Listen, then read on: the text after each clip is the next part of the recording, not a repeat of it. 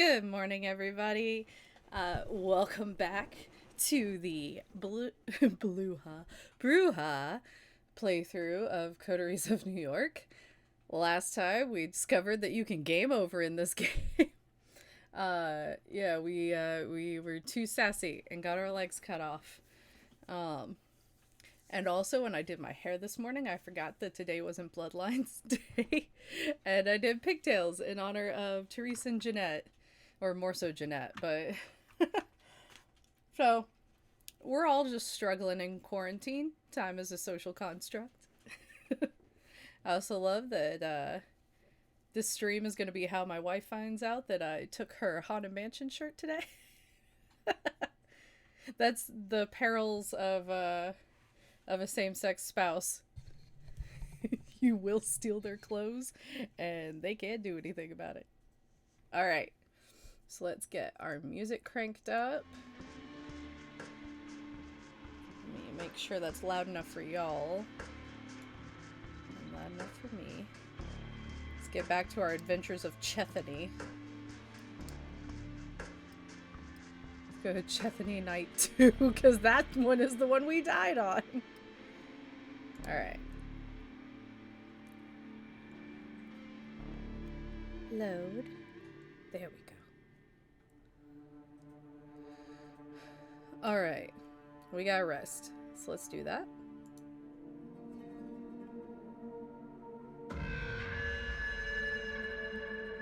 Thankfully the sound doesn't scare the crap out of me anymore. You open your eyes. It's pitch dark here. The blackness of a coffin, drifting in the abyss. Oh, right. The light. You grasp for the switch, flip. Oh my god, it really was just that we forgot to turn on the light in our house. Oh, our Brujah. Chethany is dumb. You know what? Chethany is the perfect name for him now. The familiar cramped room with a steel door and no windows.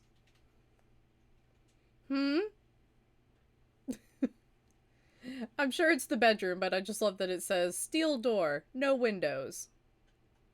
Gestures vaguely at these big-ass windows over here.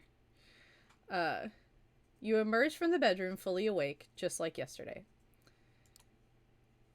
This time, however, Sophie is waiting for you, comfortably seated on the sofa in your living room space, a book in her hand. The Melancholy of Resistance. The title sure on brand. Good evening, Chethany.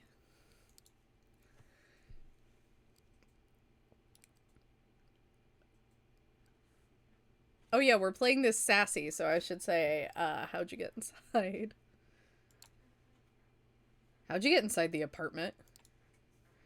After a long and spirited battle, I managed to defeat the lock. She produces a keychain with a faceted emerald at the end and jingles it in the air with a wry smile. It's my apartment, remember? Come, we have an appointment. I received word Elysium would be called again tonight on account of your unruly friend from Corona Park. This should be a great opportunity for you to mingle. She keeps talking as you walk downstairs and get in the car. Gregory gives you a slight nod and a small smile while opening the door for Sophie. He starts the car when you take your seat in the back. Most of the Primogen Council is bound to be there, at least those who usually attend.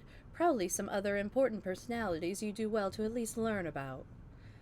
So I had my time frames messed up. This is where you meet the Primogen. Not I thought it was when we first went to Elysium, but no. It's this meeting, I remember now. And I have coffee today. Okay. Valid questions, but Chethany's an idiot, so... More politics, huh? Great. Sounds delightful. You should get used to it. We kindred love scheming and our nightly dance macabre. Here in New York City, it's relatively local and harmless all told. Times are changing, though. She stops herself and seems to be gathering her thoughts for some moments, while shooting you a scrutinizing glance in the rearview mirror. There are power plays put in motion decades, even centuries ago, which only now are bearing fruit. Being immortal gives us plenty of time to think about our next move on the chessboard. It wouldn't hurt to start thinking about yours, as long as you discuss it with me, of course. At any rate, you should behave yourself tonight. Remember what I told you about reflecting on me as your patron. I have a reputation to uphold in the court. Do not tarnish it. There it is. She might have saved you, she might be protecting and teaching you, but it's clear what she's really concerned about. Her own interests.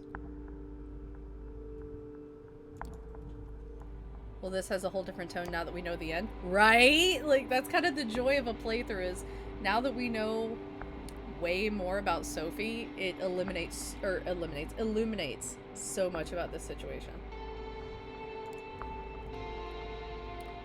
I can't talk today, which is going to be real fun considering this is a visual novel. But tonight there is very little outward hostility. Yes, Kadir gives you a look that's definitely intended to remind you of your place, but the prince, also in attendance, seems pleased to see you. Welcome, Sophie. Chethany. Did I get that right? Good evening to both of you. I understand there is somebody else you wish to present to the court tonight. Yes, Prince. They'll be joining us shortly. My assistant is retrieving them presently. This better be worth the prince's time, Langley. Also, thanks to y'all. I did a charity stream the other night. It was called No Kindred Hungry.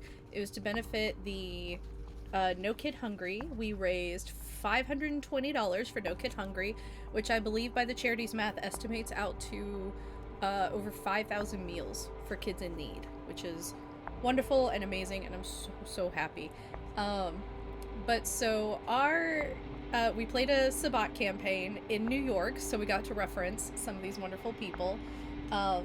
I got to reference a few things from the game, like calling Boss Callahan a racist. But our pack leader is Elijah from Chicago by Night. And thanks to y'all, he gained the nickname Vatty. And it just perpetuated the whole chat. And it did not help that he was La Sombra, so he had shadow tentacles. So the whole chat just kept saying Vatty with tentacle emojis. It was so much fun, and it just like, it made me so happy to have you lunatics in my life, because that was so funny during the game, and I absolutely loved it. Those tentacle emojis, I see them in the chat. But no, it was so much fun. I've never played Sabbat before, and so I played a very, very unhinged Malkavian. I did a lot of very terrifying stuff. It was a lot of fun. But yeah, we played based in New York, so got to reference a bunch of this stuff. It was really cool. And for all of you that watched it, thank you so much for watching. It was a super fun time for all. Okay. Now to continue. The prince gives Kadir a cold glance. Forgive the sheriff's harshness. He's in a particularly foul mood tonight. Something to do with Chethany's begetter eluding his grasp, I believe. Ouch. That must have hurt his ego, even if his only reply is a crooked smile. Kadir 100% does have Raphael's voice, but I cannot do it. Elijah has such a smooth as silk voice, and I can't replicate it.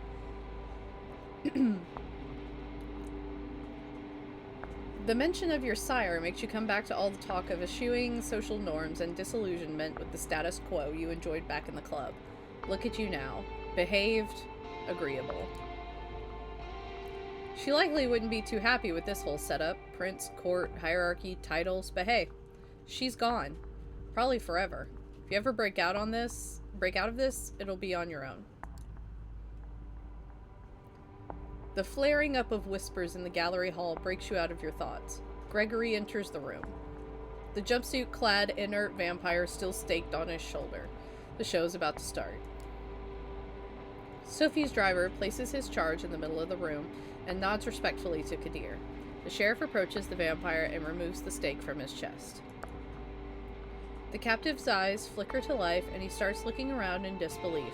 Like a cornered animal, he backs out on all fours, keeps going in circles until he realizes he's trapped.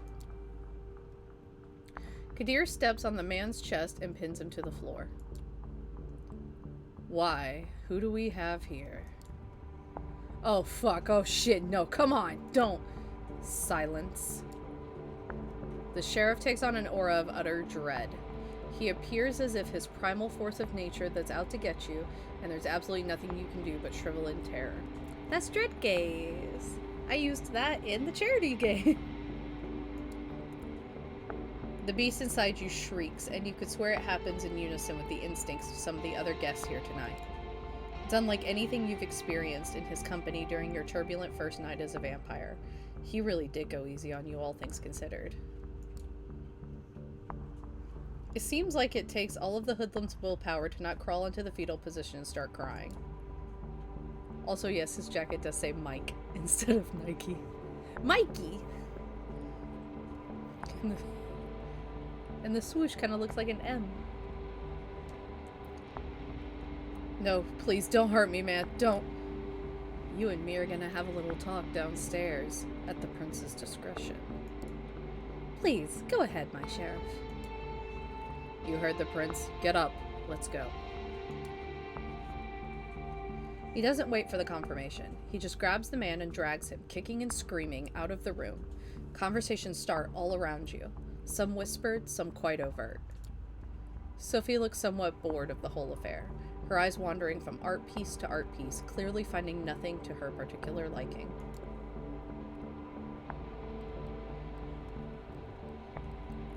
I feel like the sassy option is torture in the art gallery? Maybe? That feels sassy. Y'all said sassy Brujah. I'm trying. I've got my coffee, so maybe I won't be so sad about mean dialogue options today. We should get everyone from the charity stream and just formally voice act this whole game.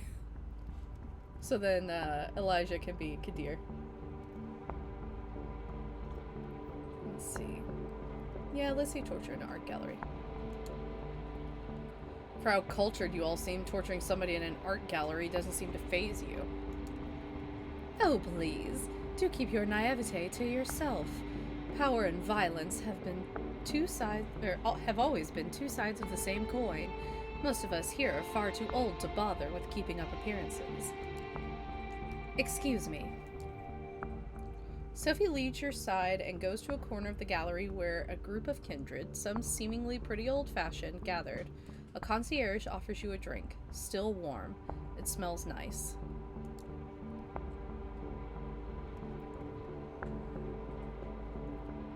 Just a sip to start you off. A splash over your palate, coating your tongue and the inside of your cheeks. Nourishment.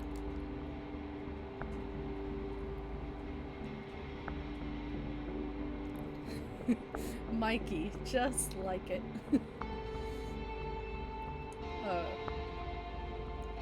You're left to your own devices. You have a quick look around. The prince is currently talking to a dark-skinned woman that you recall seeing here those few nights ago. She has a cold but noble countenance to her. Their conversation seems to be casual. A loud, shrill laugh turns your attention to the bespectacled man who you saw with Sophie on the night of your judgment. The Harpy. We have to talk to him this time. He's making the rounds, chatting up different patrons. You feel somebody's eyes on you.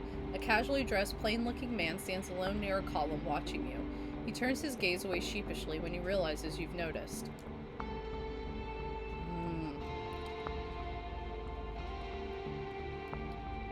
Bloodlines dance surprisingly well. It does. It actually helps with arm cramps. It is a good workout. Okay, putting down my coffee. I say coffee, it's at least half chocolate. The man notices your attention, but it takes a few minutes before he pauses his mingling for long enough to to actually approach him. He looks at you quizzically. Sorry. Dyslexia is a real bitch today.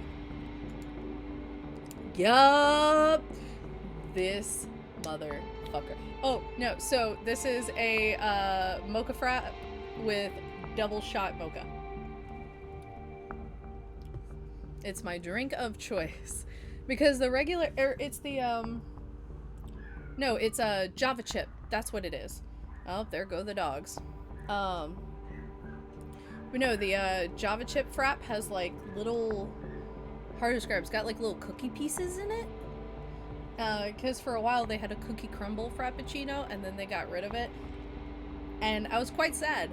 And the wonderful person at the Starbucks we always go to, she was like, it's just a Java chip frappuccino. We just added more cookies to it. I was like, oh. So I just get a Java chip with 2 extra pumps of mocha. So if you ever want to know how sugary, chocolatey, caffeinated I am, this is me. Alright. I can't remember what voice we gave him. It was something haughty. I remember being too shocked at the end last time to like really keep up a voice for him.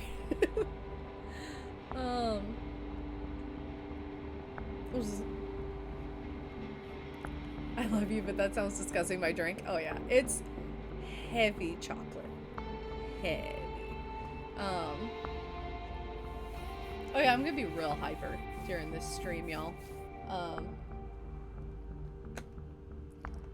I need like super chocolatey drinks with my coffee because coffee is just too much for me. Is this what I think it is? Mail just came. And it is absolutely what I think it is, so I'm gonna open it during the stream because this is for all of you. This is the hell that you all have wrought into my life.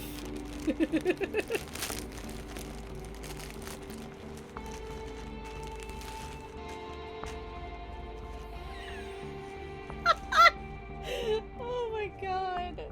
Oh my god. Oh my god. Okay, it's all wrinkly, so I'm gonna have to lay it out so that it... And I got it big so I can make it, like, slouchy.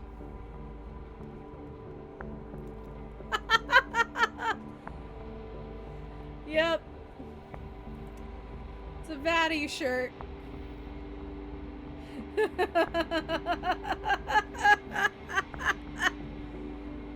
Yep, I got it really big because I have a tank top that's the same shade of pink, so I can wear it like 80s style. Yeah, this will be the preview image for this episode. This is perfect. This t-shirt is so soft. I'm actually quite surprised. It's really soft. But yeah, it's huge because like I'm a child of the 90s and 80s. So like I used to take all my t-shirts and cut the collar off of them, wear them off the shoulder, and that's what I'm gonna do with this with a pink shirt underneath. So yeah. Oh my god, that came out so good. I absolutely love this. Holy crap. Sorry, I'm looking at it. Arturo is not Vatty though. Arturo is Vasshole. I don't know. You can't add a V onto asshole. I wonder... No, I can't put it on my... Vamp hole. Whoop. There we go. Okay. Alright.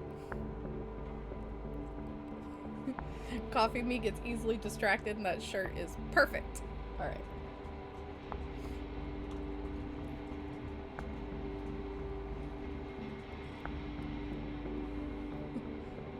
Thomas Arturo. Is that your name?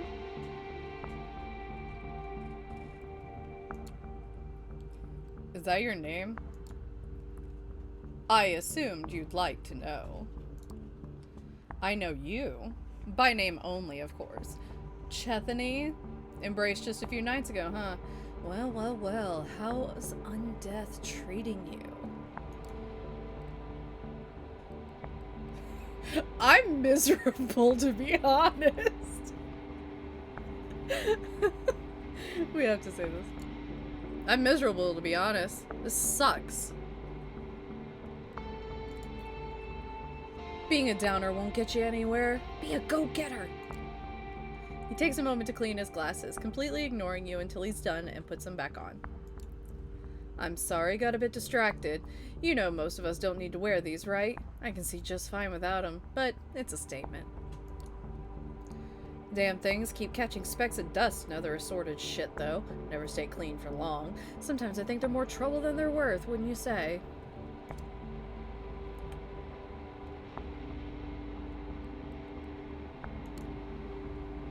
I say if it's a pain to wear them and you don't need them, why do it? Like I said, it's a statement. Inconvenience is no excuse to stop pursuing perfection. What else is there, really? Alright, that was a nice chat, but I have to catch up with a few other fellows tonight. Talk to you later. Jeannie! Hey, Jeannie! He doesn't even give you a chance to say goodbye. He's already off, grabbing 2 glasses at a concierge's tray and handing one to a mustachioed man nearby. You notice Sophie's mingling with other kindred, clearly in her element, not to be disturbed. Kadir hasn't come back yet, so you probably still find time for at least one conversation. So do we want to talk to the Thin Blood Primogen again, or the Prince? I feel like even our dumbass, like, knows not to talk to the Prince. Also, this has the word confront in it, which feels like Chethany's bag. Exactly. The fuck you looking at? There's something about this guy. It's not that he's staring at you. Most everybody in this room has at one point or another. It's how he does it. He seems shy, maybe even afraid. I love the Thin Blood Primogen so much. Fucking me too. Me too. I love all Thin Blood Primogen. Including one Elijah Grace. It's hard to find a secluded spot in the gallery tonight. This guy has an entire corner of the room all to himself. As you approach, he's standing alone with glass in hand, a worried look on his face. Yes, Stan Elijah Grace.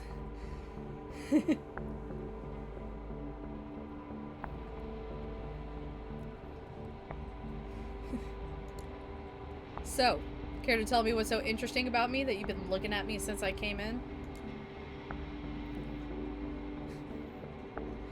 Why does he look like every guy I've ever worked with at a tech startup? I love him. He's so handsome, but he's got that look though. I think it's the turtleneck. Sorry, didn't mean to pry. Just seeing how you're doing. You're still in one piece. That's good. I'm glad. The name's Larson. You can call me Robert. Either's fine.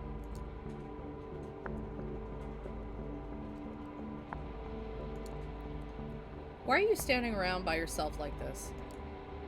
I'm not hugely liked around these parts. Surprised you wanted to talk to me. Then again, you're new, so you probably don't know. I'm one of Prince Panard's Primogen. I'm here on business, in case the Prince requires my insight. Usually it's so she can hear me out before ignoring me. Not sure if you were paying attention the other night, but when the Prince mentioned diverging opinions on whether you should be executed or not, that was me. I was the diverging opinion. And you were ignored. Yeah, that's usually how it goes. Listen, I don't want to be rude. I appreciate you reaching out, but word of advice, stay away from me. Many vampires in this sect regard my position as Primogen to be some kind of a joke, you know? You talk to me, they'll notice, and they'll hold it against you. You have a quick look behind you to see a few of the kindred keep shooting you curious glances. One woman in particular, a redhead boasting a fanciful hairstyle, watches you disapprovingly. Some of them already do, I imagine. Excuse me, I need to try and get a word in with a few Primogen members before Kadir returns. Enjoy your night. With just the critical looks of a few kindred to keep you company, you start thinking about who to pursue next. A loud exchange near the staircase grabs everybody's attention. Kadir is back, and the hoodlum is with him. The sheriff pushes his unfortunate victim inside the room. The vampire that threatened you last night is a mess. That stupid hat is still inexplicably on his head, covering some of his ruined face in welcome shadow. He's barely conscious.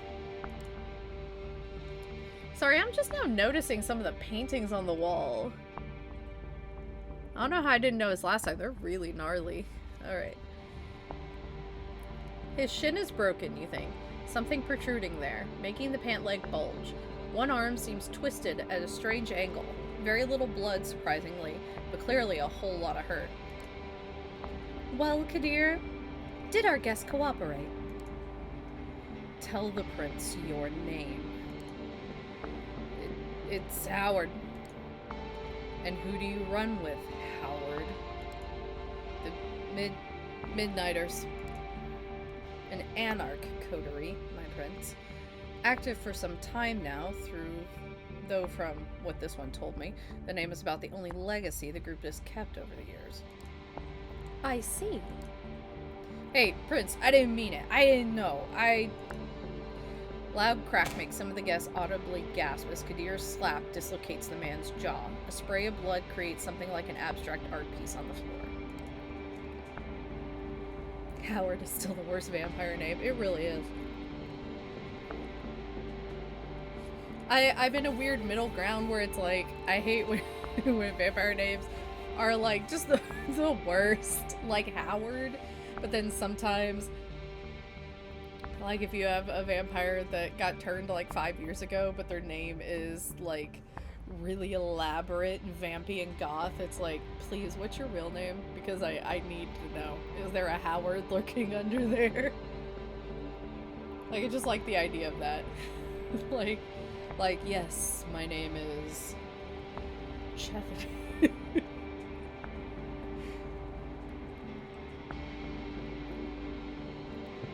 Alright.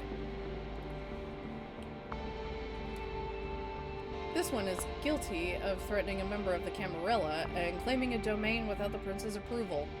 That alone would be enough to pass swift judgment, but he's also anarch scum. My prince. There can be only one verdict. Final death. Do your duty, Sheriff. Yeah, it's very, oh, we're using our made-up names? Unless, of course, somebody would like to play at being a good Samaritan like our dear Miss Langley a few nights ago. Recently embraced Kindred be like, hi, my name is Ebony Darkness Dementia Ravenway. And then you find out their real name is like Chelsea. I actually love the name Chelsea. I would love to meet a vampire named Chelsea. Fun fact, the name Tiffany goes back to the Middle Ages. I thought that was a fun fact. And now you all know it too. Alright. The look the prince serves you and Sophie is a cruel jest. Sophie takes it gracefully, smiling and slipping her arm under yours in a strange public show of affection. You're like, ah, PDA. Nobody says anything. Penard just comes over, shoves you apart. Leave room for Jesus.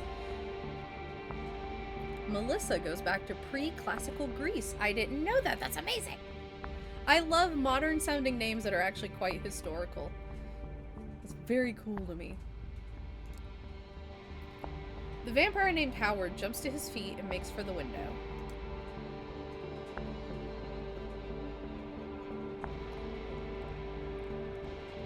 So, what do we want to do here? Last time we grabbed him. Do we want to just stop him? Kadir's gonna kill this motherfucker either way. Let's just try and stop him. In a split second, you make your choice. You dash forward and hit Howard with your shoulder. He crashes into a painting, 4 abstract shapes, and a photorealistic squirrel, for some reason, and falls down.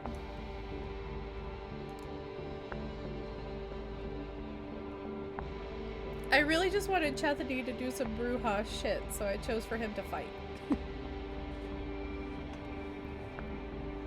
You pin him to the floor, but his survival instinct makes him a tough opponent to keep down. He turns the tables, he sits down on you, and tries to bite you.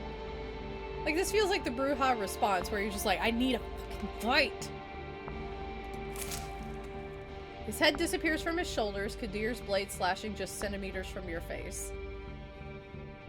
I'm sorry, I would wife up Kadir so fucking fast if somebody was about to attack me and their head just went phoom, and it's just like Kadir standing there. I mean, I would wife up Kadir so fast anyway, but like, that imagery is hot. Instantly limp and decaying in front of your eyes, the lifeless body weighs you down. You throw it off and straighten your attire and look to the crowd. Oh, so interesting thing about Final Death with vampires. Because it sort of came up in the live stream, but I don't think we've talked about it here. Is so when a vampire is final deathed, this, like, how their body desiccates or decays depends on their age. So, like, if it's like a few millennium old vampire, like if they're like 9th generation, they'll probably turn to ash pretty quickly, because they should have been fully decayed a long time ago. But if it's somebody who's turned like 2 years ago, they're just gonna kind of decay and become a corpse. So the intensity with which how someone gets ashed is gonna depend on age. Just sort of returning to the state that your body should currently be in if you were a human. So if you want to add that into your games, that's a little bit of flavor. Well, Chethany, your eagerness is laudable if unnecessary. That Howard fellow couldn't have hoped to escape his fate, not facing Kadir's expertise. However, I've made note of this show of loyalty on both your and your patron's accounts. I would like to thank Miss Langley for bringing this anarch thug to my and Kadir's attention. I assume all have found the verdict satisfactory.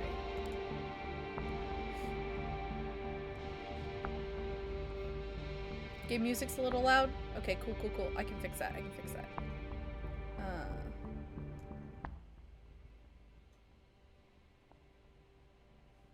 It was a little loud for me, too. Is that better? I'm still getting used to the sound controls in OBS because I'm used to actual sound systems. Oh, it's all gone now. What the? There?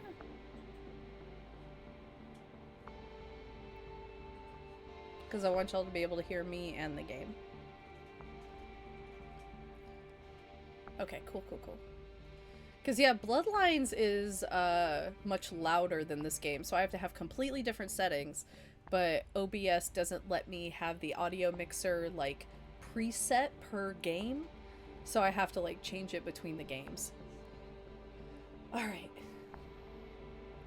It's a rhetorical question, everybody here knows it. Then I consider tonight's meeting concluded. Good night to all of you. She steps out of the room, and you see that many of the guests move to do the same. Sophie seems to be conversing with somebody, a serious-looking man in a trench coat, about what transpired. You probably have the time to strike up conversation of your own, too. Kadir al-Asmai is still here, for one, but clearly getting ready to leave. Both Larson and Arturo seem to have stayed around, too. One is still moping around, the other chatting with the remaining attendants as if nothing happened in the meantime. Shall we talk to Kadir before he leaves? Talk to Robert Larson again? Or talk to Arturo again? I'm gonna let you guys choose on this one. We barely talked to Arturo last time. We did talk to Robert Larson twice. And Kadir last time. Because we went up to Kadir and gave him a thank you.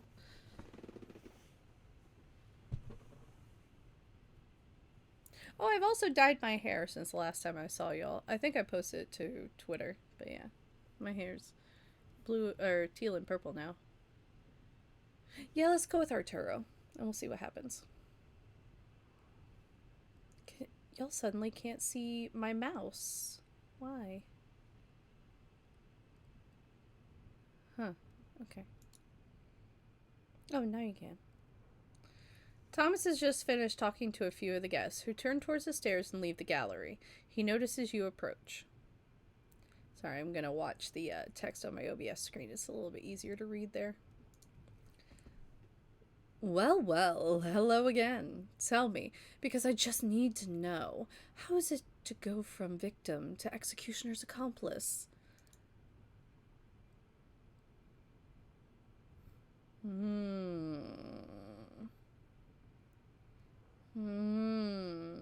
feel like it's kind of fun to say, frankly, I regret it. I think last time we said I just want to be useful. So.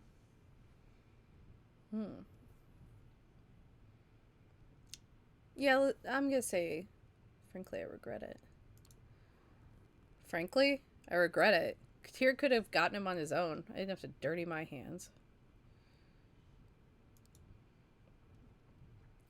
See, that's the thing about trusting your instincts. Sometimes it's better to take a step back and take your time before making a call. Oh, this is foreboding. Say, I can tell you've been dying to ask me something, seeking me out and all. Here's your chance. Ask away. Just make it quick, please. I have a meeting I need to attend.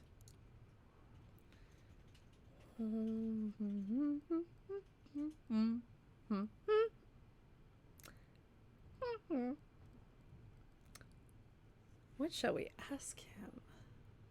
Because we don't know that he's a harpy, nor do we even know what the fuck that means. Can you tell me anything about Sophie? Is interesting. Question, why are you such a traitor? Hey, question, Artur. I'm actually a Malkavian, disguised as a Brujah, so I know what you're gonna do at the end of this game. You wanna fucking explain yourself?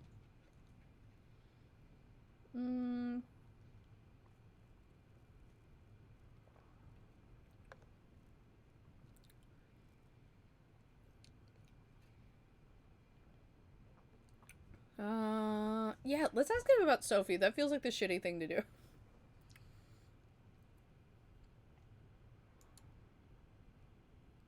You know Sophie, my patron, right? I think I saw you together on the night of my trial. Oh yes, I do know Sophie quite well, as much as anyone can know her. She's been around for a while, so she probably has many secrets. I don't know any juicy ones, though, do you?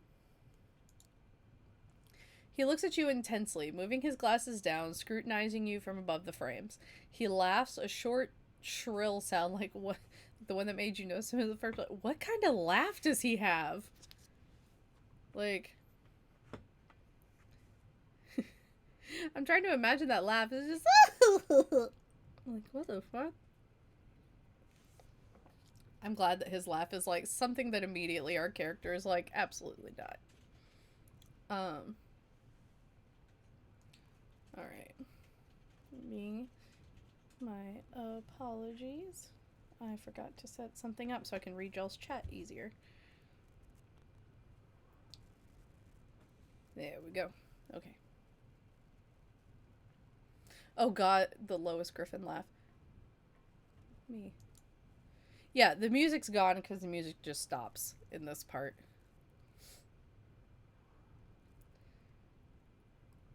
Don't worry, I'm joking. You're new to this. You're not yet worth grilling for interesting details on your adopted sire. Not yet. He gives you a small theatrical bow.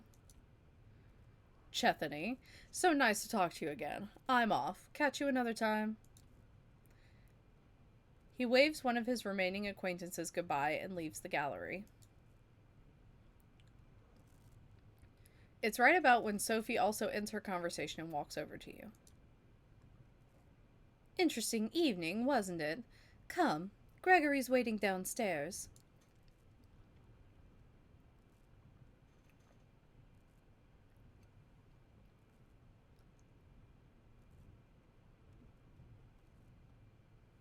Okay, I can hear the windshield wiper, so the sound is still going.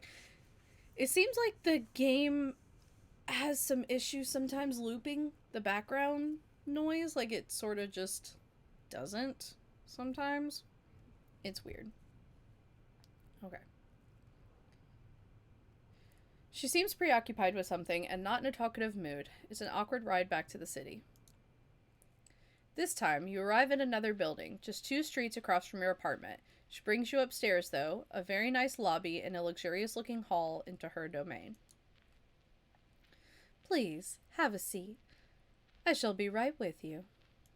I don't know what that was. I went robotic there for a second.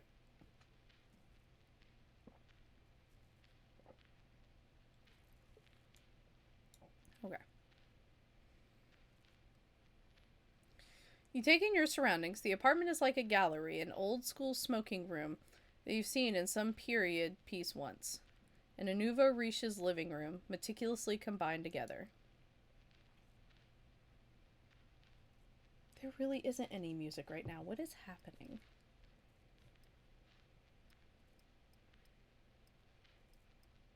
Okay, I think the music is just not it, Chief, right now, because I can hear the other sounds. So, apologies. Old abbots die hard. Clearly some stick with you even after your death.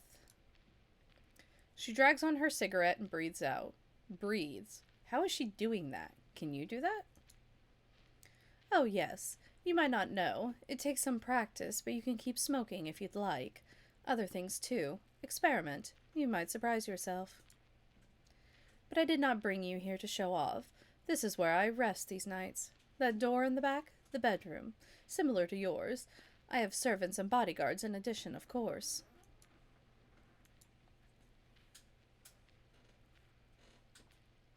I brought you here because I need you to trust me. When I told you before that I needed your best behavior to uphold my good standing with the court, I meant it. But that's not the whole story. I have your interests in mind, too. That's why I've given you your own haven, why I'm trying to teach you how to navigate this new reality.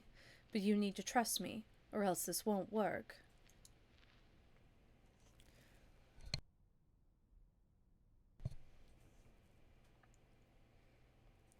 You can come here whenever you feel like asking me something.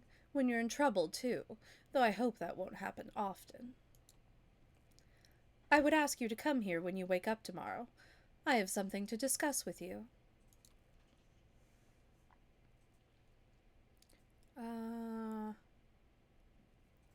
Which is our most sassy option?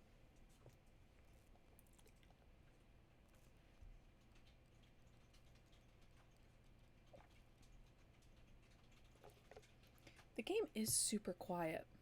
Let me check something.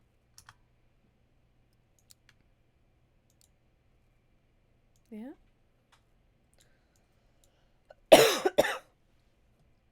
My apologies.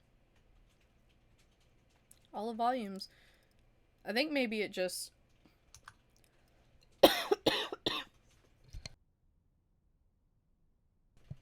Whew. Let me get some water. The music might have crashed. Let's finish this scene and then I'll try and reload. Make sure that the music didn't crash. Let's see.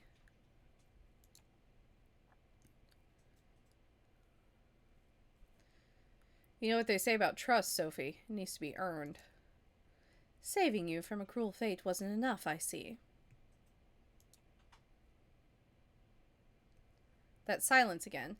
There's definitely something on Sophie's mind tonight, but she doesn't seem eager to share it with you just yet. I'm leaving for another visit. Come downstairs with me, we'll give you a lift. And yes, I have music levels on my OBS whenever I go to any option. I have audio every time I click something, so the audio aspect is actually coming from the game, but it's like the click sounds, the menu sounds, but the music is not working. So let's try.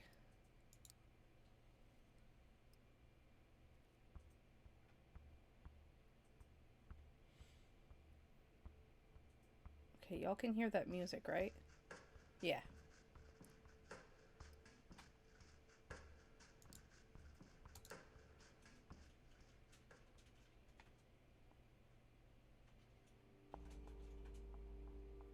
There it is. The music did crash, which is weird. Just the music crashed.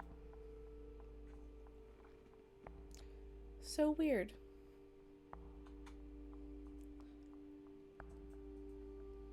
I don't know why it did that. It's a very strange thing.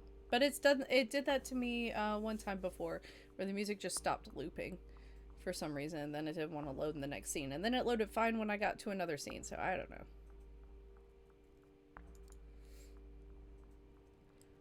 A quick trip, a promise that you'll show up tomorrow, and a small polite goodbye later, you open the door to your haven and gather your thoughts. It's exciting in a way, being dragged deeper and deeper into this secret society and its rules. Whatever Sophie has planned for you, it's bound to teach you more about this thing you have become.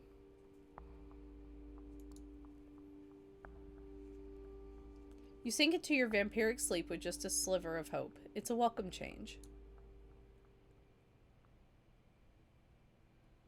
We gotta rest.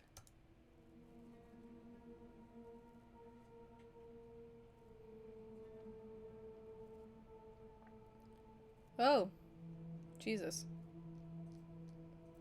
Once more, darkness falls upon the city. You wake up same as you have these past few nights, in a windowless room. As you pry open the reinforced steel door, you look out to the window to see, invariably, a sky bereft of sunlight. And then it hits you. The hunger. That could have been a couple screens. For a moment, you let yourself wonder if there will ever come a night when it's just not there. Given what you've learned thus far, you probably have as much of a chance of kickstarting your heart with jumper cables. We are a Brujah this time. Or a Bluha, as I accidentally said earlier. You lock the apartment behind you and head over to Sophie's apartment. You did promise to call on her. Might as well not keep the lady waiting. And hey, what else are you gonna do? Ah, there we go. Call Jess? Yeah, right. What would you tell her? If she even picked up at all? She'd probably use the opportunity to stick some more needles in you. Or worse, persuade you to come back. Or go back to work? Yeah, who are we kidding? HR probably found a replacement the day after you went missing. Nobody there cares if you got kidnapped or turned into a creature of the night. Oh, he works in corporate America. These thoughts put you in a weird mood. It's a strange sensation to walk the crowded streets. Sorry. My brain just read that and went straight to Boulevard of Broken Dreams. Alright. Same as you have so many times before, but feeling so disconnected. All these people, you're not one of them. Not anymore. You're a vampire, kindred, and you need to carve your own path in this strange new existence. One way or another. Appropriately enough, you arrive at Sophie's building just as that thought crosses your mind. Bluhas are emo Brujahs. They listen to Boulevard of Broken Dreams. A quick word with the security guard, and you're led into the elevator. Chunk. Every security guard ever is Chunk. Hey there, sugar muffin. Alright. Apparently, Mrs. Langley is expecting you. Of course she is. You knock and wait patiently as the footsteps on the other side grow closer. Finally, the door opens, and Gregory, Sophie's driver, invites you in. You find the lady herself standing by the window, silhouetted against the city's midnight glow. She stares out, motionless, like a marble statue.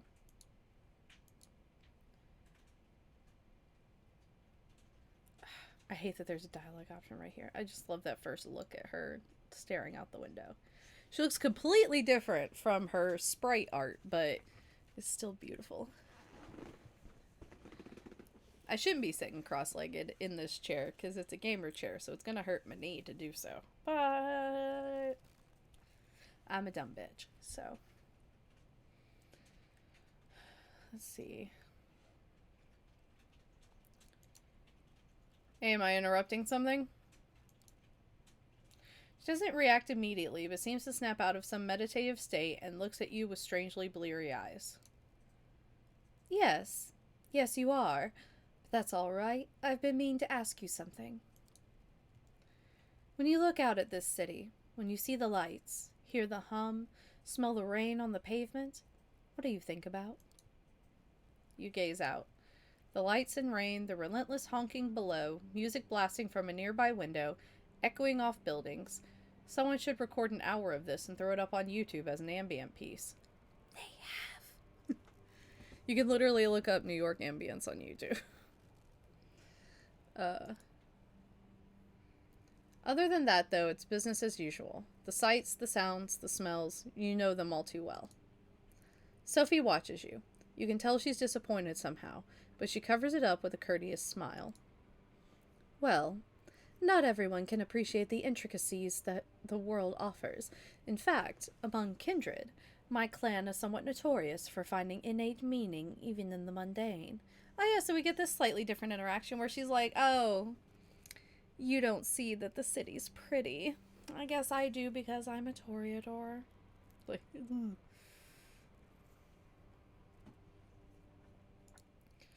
You see, the blood that flows within me is that of Clan Toreador.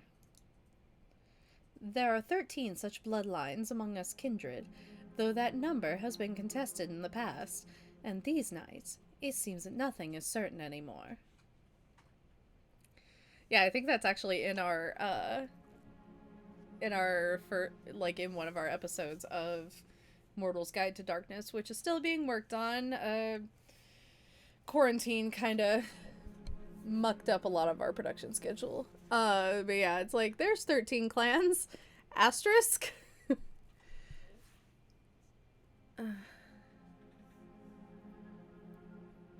As someone who's been to New York all of once, I feel like the ambience wouldn't be complete without at least one random yeller in the middle of the rain sounds, never at a predictable moment. 2 hours of rain, 3 random moments of yelling close enough to hear, but far enough to not be startled at 23 minutes, 78 minutes, and 143 minutes. Yeah. That's... The time I spent in New York, that feels about right.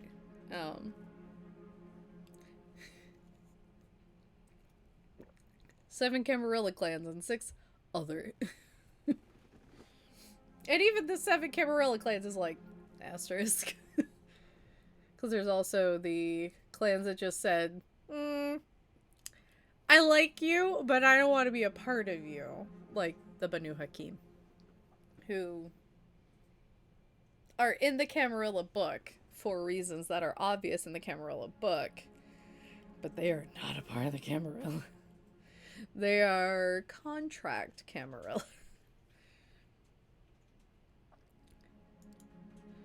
The clans have gone by many epithets over the years, but the names used these nights have their roots in medieval times, the original Inquisition, if you can believe it. They used these to categorize us, to describe our inherent differences. In time, we adopted them ourselves.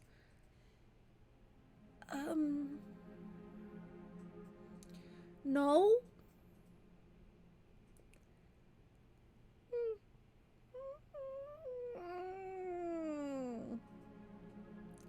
I'm gonna hard disagree with Sophie here. Though this also comes down to, like, how I said that, like, things like Methuselah's and whatnot are personal belief, and Cain is personal belief for kindred. Some kindred don't believe that the Methuselahs and antediluvians, mainly the antediluvians, they don't believe that they're real. But the antediluvians are the third generation. We'll go over all this in Mortal's Guide. But essentially, they're the original person for each clan.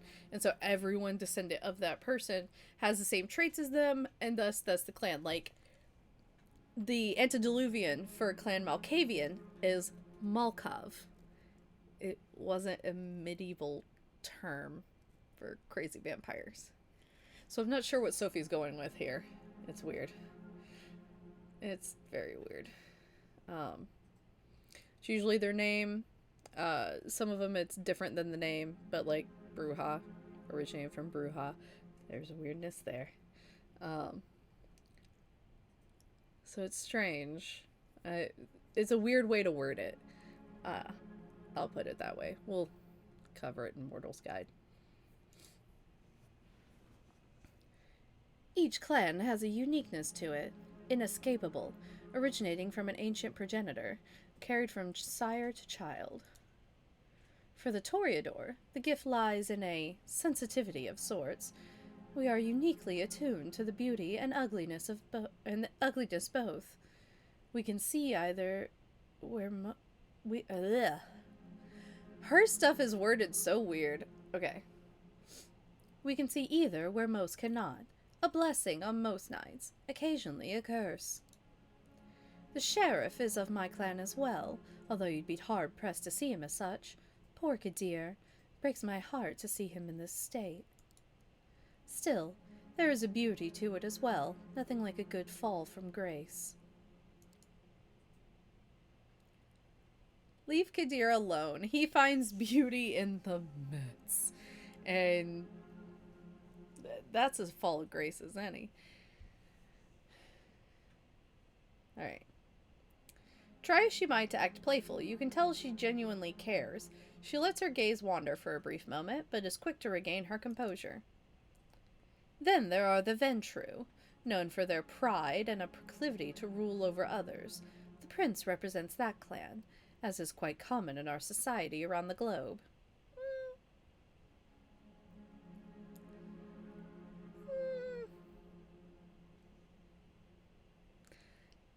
If you ever want to see something super interesting, there is a wiki list of the known princes throughout the canon around the world.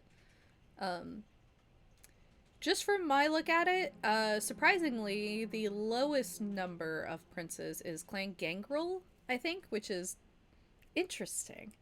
But like, Venture's right up there with Toreador and Nosferatu.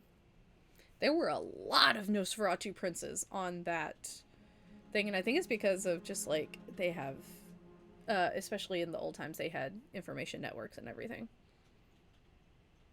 Oh yeah, we know Sophie is extremely bitter. Yeah, Nosferatu princes are very unsurprising. In terms of like holding the status, but the way that a lot of other clans treat the Nosferatu is what makes it kind of a like, huh, because they get very disrespected. So seeing a Nosferatu prince is kind of like, oh. Sorry, I'm just realizing my ponytails are uneven. Can you tell I'm not a girly girl and thus don't have much experience with ponytails? Okay. Where the Blue Bloods think themselves rulers, the Brujah like to see themselves as preeminent revolutionaries. They call for universal rebellion while being slaves to their own temper. We don't discuss the rabble much anymore, not after they've largely broken off with the Camarilla. To think they were philosophers once long ago. I hope to tell you more about some of the other bloodlines tonight. Okay, this is a part that's weird because that dialogue wasn't tailored to us. And we're just gonna let her call us rabble, apparently. Like, she just majorly insulted the Brujah, and we know that that's what we are. So that's a weird choice, to not really edit that sentence.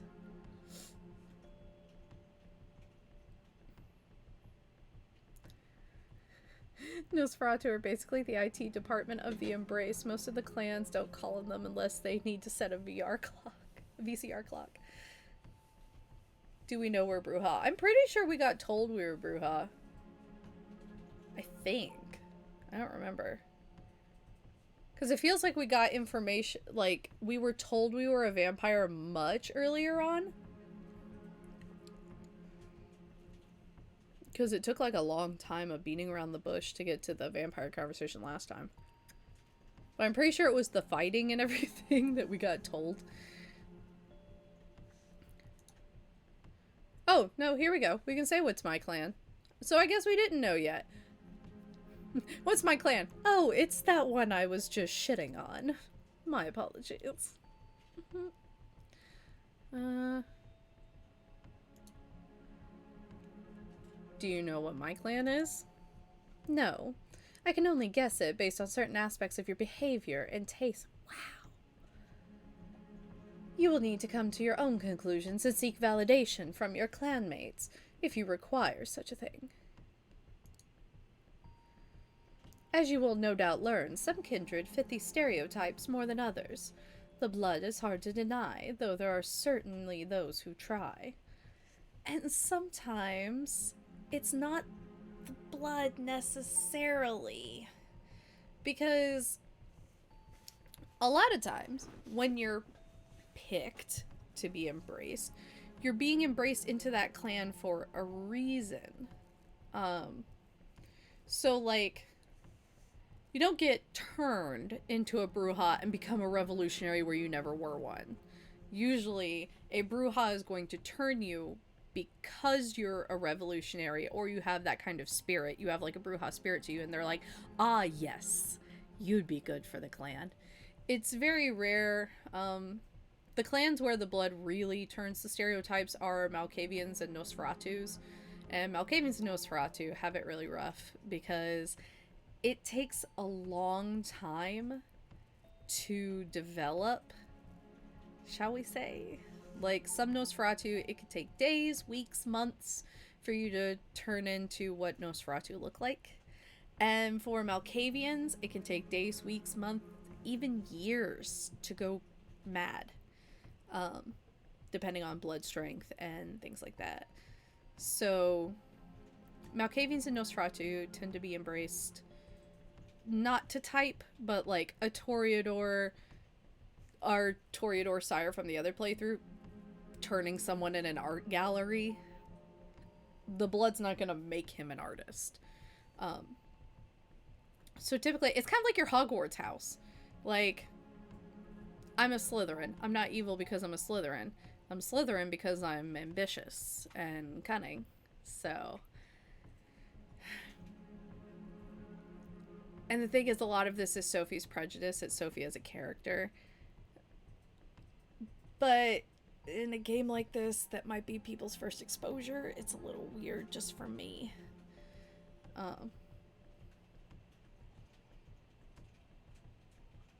Yeah, one of my favorites, by the way, one of my favorite things, because it's really terrible, but is there a humanity counter in this game? There's not.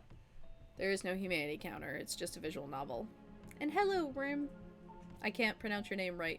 Rim?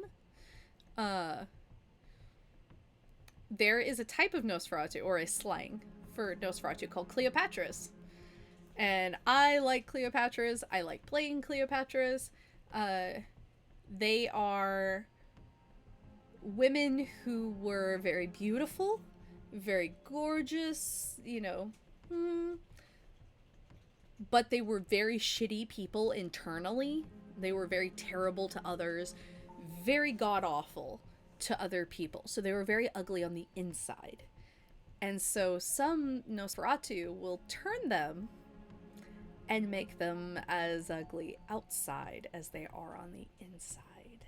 And a good example of this is Amalia. Amalia, who is the child of Gary Golden in LA by Night, Vampire the Masquerade Bloodlines, essentially the LA vampire scene. Amalia is a Cleopatra because she was a model in real life, but she was an absolutely terrible person. And so now her exterior matches her interior.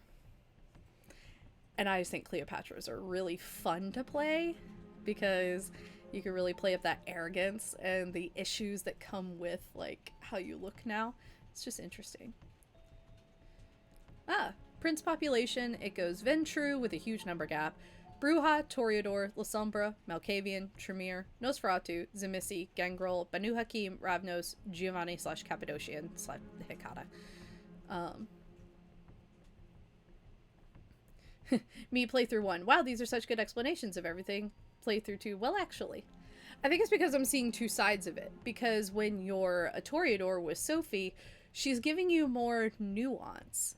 Whereas when you're clearly not of her clan, she's giving you more slanted, personal bias responses. And I like that. Um, I'm also noticing second time around how some of this stuff is kind of worded is a little weird. Um, but that also can come from me first play viewing this as entirely a brand new player, and second playthrough viewing this as someone who's been involved in Vampire for 20 years, and things have definitely evolved over time, and explanations have evolved over time. So, older explanations were way a lot. It was a lot. There were so many books. And now, like, stuff is a little bit more streamlined, and there's a lot of room for this is kind of it, but it goes by people's personal opinion. So, and I kind of like that realism, even if it gets confusing for people. But this is perhaps a subject for another time. I invited you here for a reason. There's something I want to speak to you about. It is customary in our society, especially among younger kindred, to organize into coteries. Sometimes these are called by the prince themselves, or mandated by a fledgling sire. In our case, you may treat it as more of a strong recommendation. I want you to seek out companions, not only because you need to learn more about our society, but also because it is useful.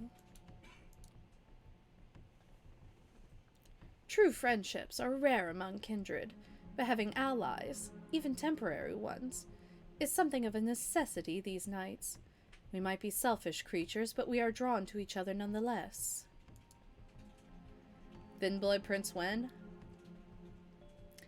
Trust me, I want it.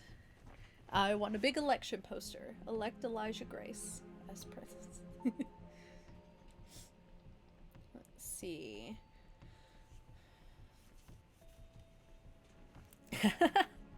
That reaction to Elijah. I love it. I would love for Elijah to be prince. Personally. I am allowed to have my personal opinion on the game. What if I want to go it alone?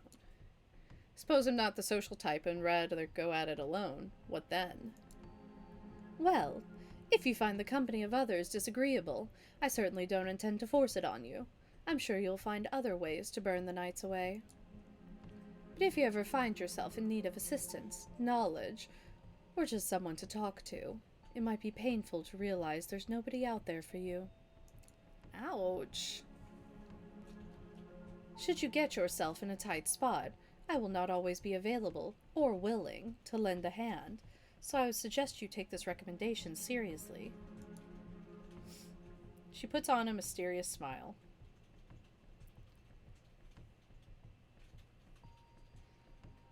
I can imagine a thin blood prince in a less densely populated place. In pretty minor places, there's less people wanting to eat your face off. Maybe, but also a thin blood in a big city, considering most thin blood, or not most, there's a good bit of thin bloods that can be daywalkers. So that could be considered quite powerful. She puts on a mysterious smile. I spent some of my precious time last night asking around, pondering potential kindred for you to meet. Came up with a short list of contacts. I hope you'll appreciate the gesture. Forging a partnership with them might offer perspectives and viewpoints that I cannot provide, lenses through which to view our kind. They are all members of the Camarilla, of course. More or less. You're choosing friends for me? Thanks, Mom! Mom said I could play with the neighborhood kids.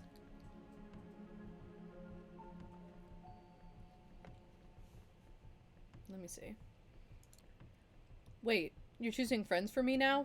Is this like a playdate thing? Hey! He picked up on what I was putting down.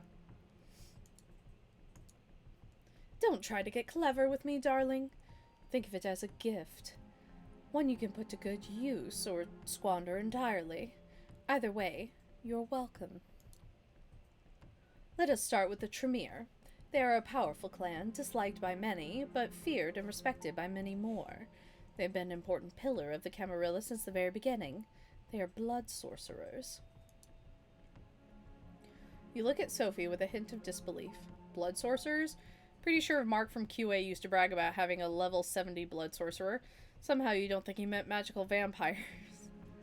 Did I work with this guy?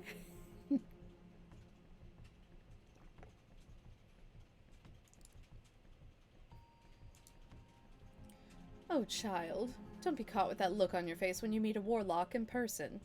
They are really adept at using vitae, their own as well as others, to unique and potent effects.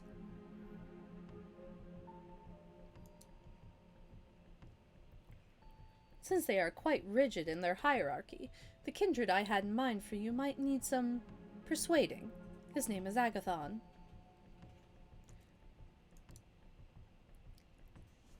Anyone want to run a name search on Agathon? Because this is part of what I mean. About, like, Agathon seems like a big old fancy name for a man who still has an abuela living in the city. From what I hear, he is quite the scholar, very ambitious, the child of a noted Tremere here in New York, Aisling Sturbridge. Spent enough time with Agathon, and I'm sure you'll run into her sooner or later.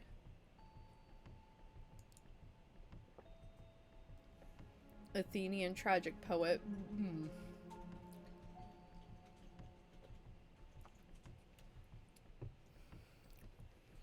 Are we sure Agathon's not a Toreador? I just like the idea that all of Kindred Society went like, okay, you call yourself Agathon, okay. Kindred Society, more accepting than shitty people in America these days. A scholar sounds boring. A scholar? So he's a bookworm? Doesn't sound too exciting. Well, to be fair, I do find the Tremere a bit tedious. But mostly because how precise and rigorous they can be. For what it's worth, Agathon is said to be agreeable for a warlock. Anyway, if you wish to contact the young Tremere, I hear you can usually find him in a New Age bookstore out on Broadway. The Tremere have one of their workshops there. Gregory will give you the details.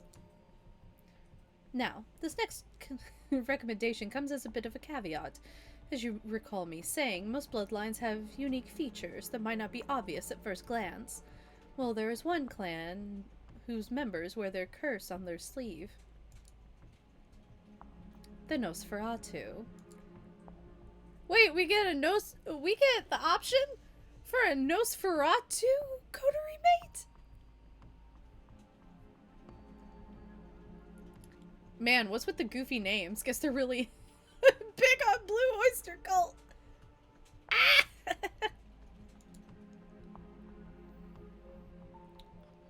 Wasn't the detective guy Nos? We just didn't pursue him much last time. Yeah.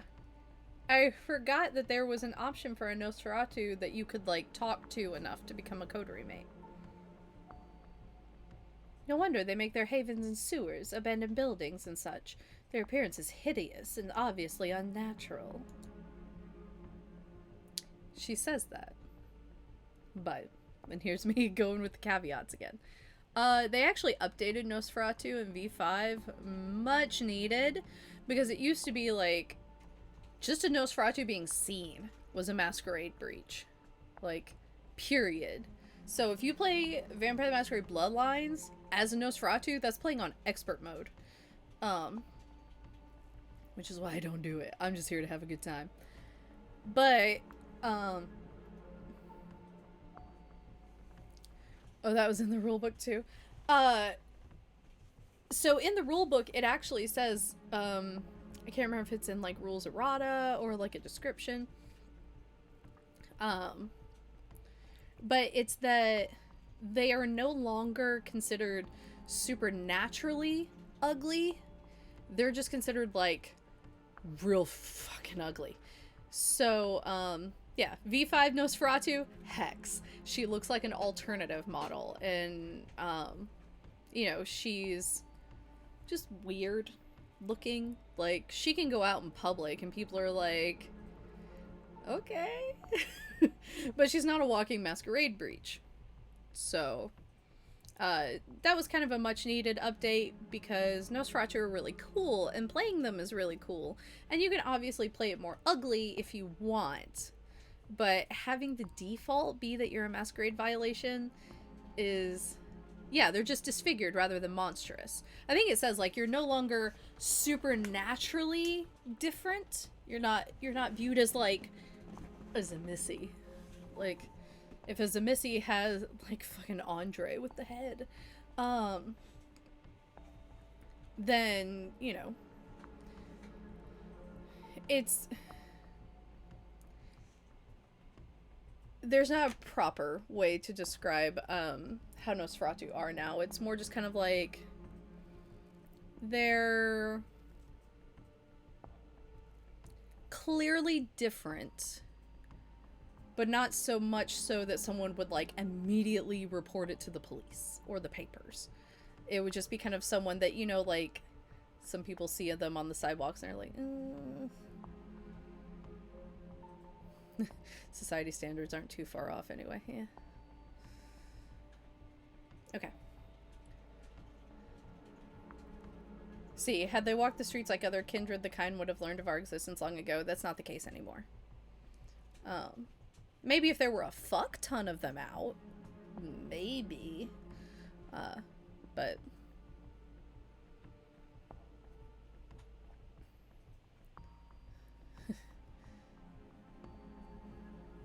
yeah, like there's, I played a game with a Nosferatu that he posed as a homeless man so that he could go out and like do things that he needed, and he would just like dress extra baggy and like put a bunch of old clothes on and everything because nobody would look twice at him.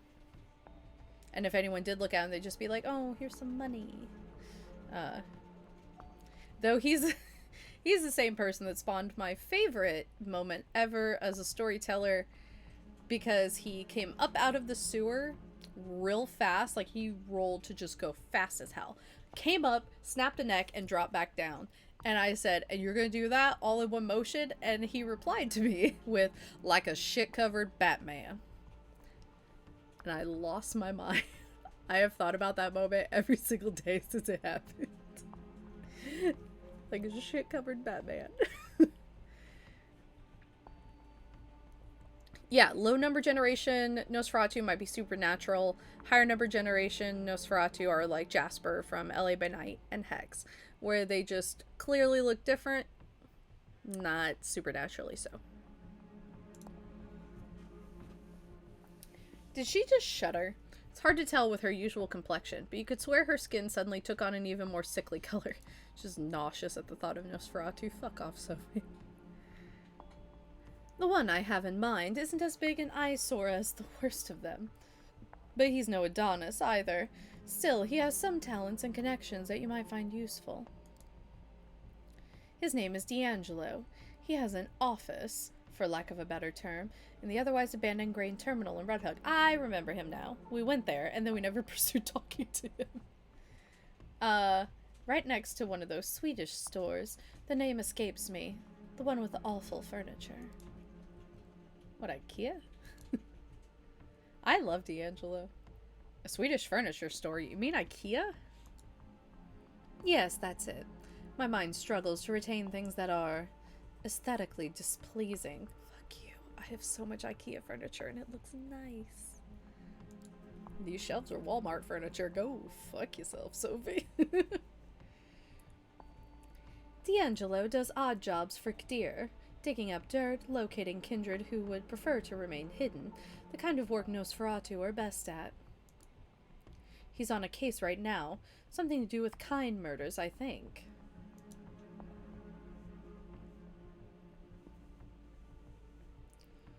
After your initial brush with our dear sheriff, I think it would be wise to show some goodwill towards his agenda. Assisting D'Angelo with his investigation might be just the thing. She takes a brief pause to look out the window again. Now, come the two more exotic proposals. Exotic? As if the blood mage and vampire detective were business as usual? You may have heard about the Gangrel before. They're a wild clan in touch with their beast in ways others might not dare to attempt. When would I have heard about the Gangrel, Sophie? It's been 2 nights. They mostly keep out of big cities, but there are exceptions.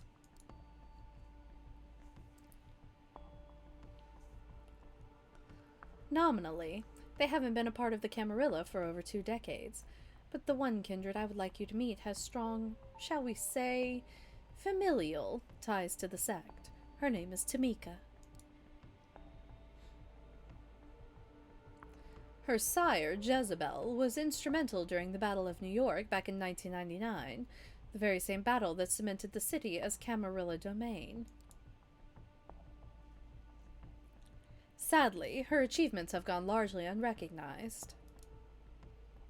Tamika and a number of her siblings still reside in the domain they were awarded after the battle, Prospect Park. Jezebel herself left the city some years ago, fed up with being underappreciated. That's just vampire life and human life. You mentioned siblings? Siblings? Actual biological brother and sisters? No, not in the mortal sense. The Gangrel sometimes use the word brood to indicate childer begot by the same sire. As you can probably tell, they do take the whole animal motif quite far. You take the art motif quite far. This is going to be playthrough 2, where I am done with Sophie's shit, because I have already seen the ending. So everything with Sophie, I'm like, she's not sassy and cute. Fuck off. I'm not sure how many of them there are. They are rumored to be a tight-knit group. The Gangrel often act on instinct, so when you meet Tamika or her siblings, be careful not to slight them. They are easily provoked and can hold a grudge for a long time. I speak from experience. Oh, did you say literally anything that's in your head at them? Sophie is no longer... Sophie is still wife. Sophie is begrudging wife. Sophie is wife that I just need to get her in line. Sophie is always wife, but wife that needs a lesson in manners. She's worse than Lamar.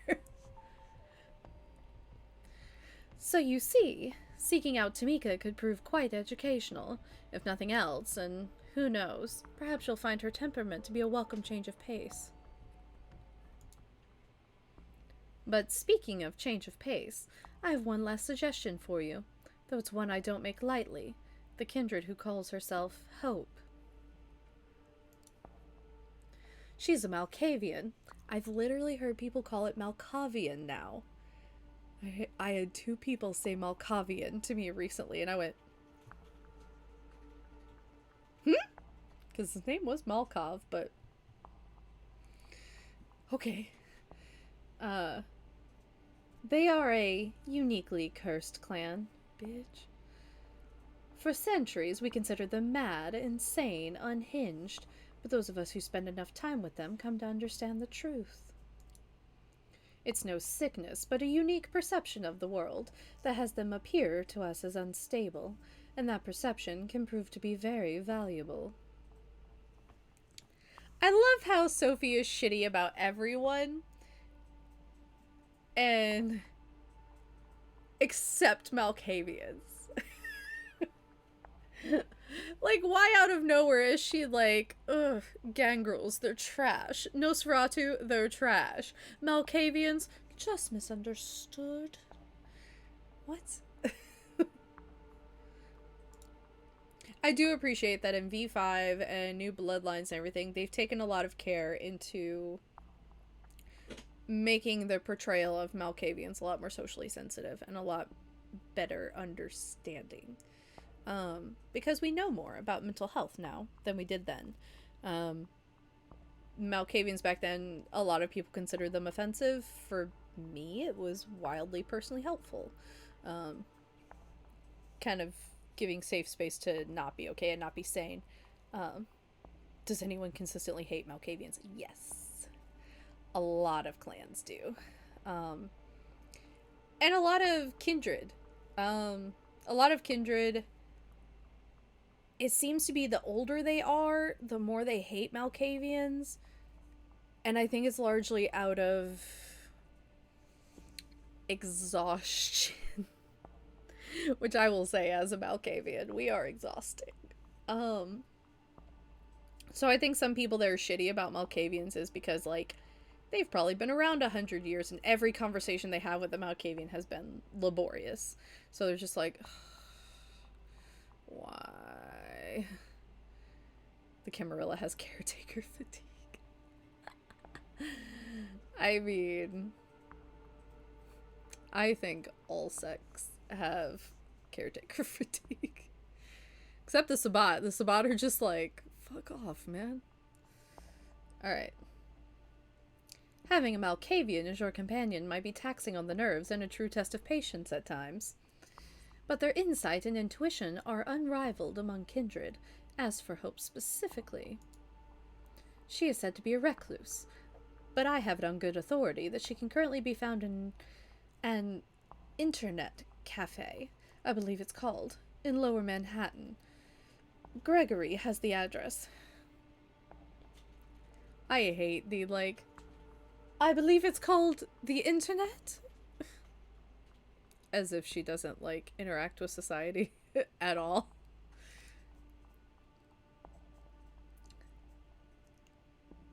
Also, so, I think, because last time we got Tamika and Agathon, I think we need to go yeah, and I'm seeing it in the chat too. We need to go Malkavian and Nosferatu since we didn't last time. So we're gonna get D'Angelo and Hope.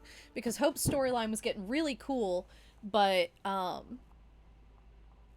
thought the story was gonna last much longer than it did, so we didn't get to pursue all the routes that I had hoped we would.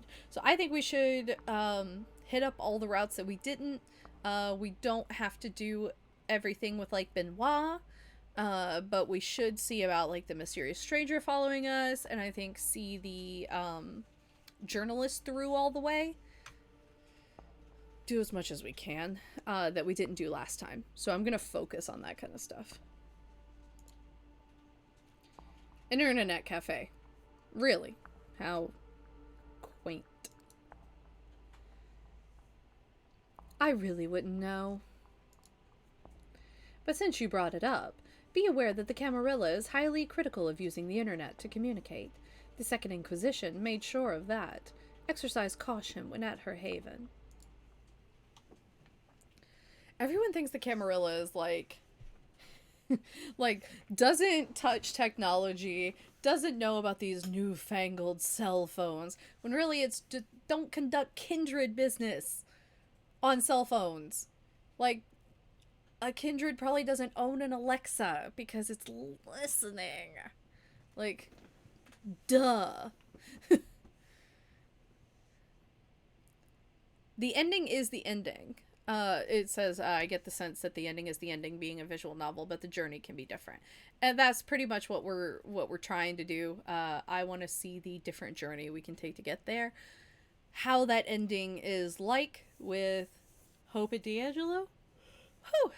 A yawn. But hey, the yawn's coming, you know, hour and a half into the stream. Get Facebook ads for vampire stuff. Yeah, that's why you don't have an Alexa. It'd be like, do you want new coffins? No. I'm a goth YouTuber. That's why I order all these coffins. There's some goth YouTubers that I 100%, if they came out as a vampire, I'd be like, yeah. Well, I believe that's all of them. I still have a few social calls to make tonight, but I'll leave you to it. Use tonight and tomorrow night to arrange some cordial visits of your own. I will send Gregory for you as soon as I have further need of your services. Oh, that reminds me. You will need a car. Join us downstairs, won't you? Wait, did she give us a car last time? I don't remember that. She smiles once more and turns to her driver. He helps her put on her coat, and the three of you leave Sophie's apartment. Sophie points out one of the cars near the building as Gregory hands you the keys. It's rather... Oh, dang it. This one doesn't have a back button like a lot of visual novels. It was a luxurious car. Stay safe, Chethany. This is your first night alone. Don't let it be your last. As they drive away, you find yourself with more freedom than you've had the past few nights. I thought that was outside my window for a second. A blessing or a burden, time will tell. With a list of addresses in your hand, you consider your next move. Alright. D'Angelo or Hope? We're just gonna ignore the shit out of Agathon and Tamika.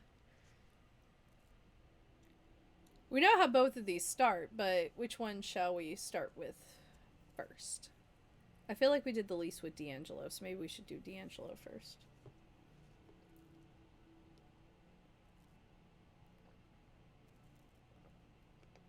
I'm gonna let you guys help me decide.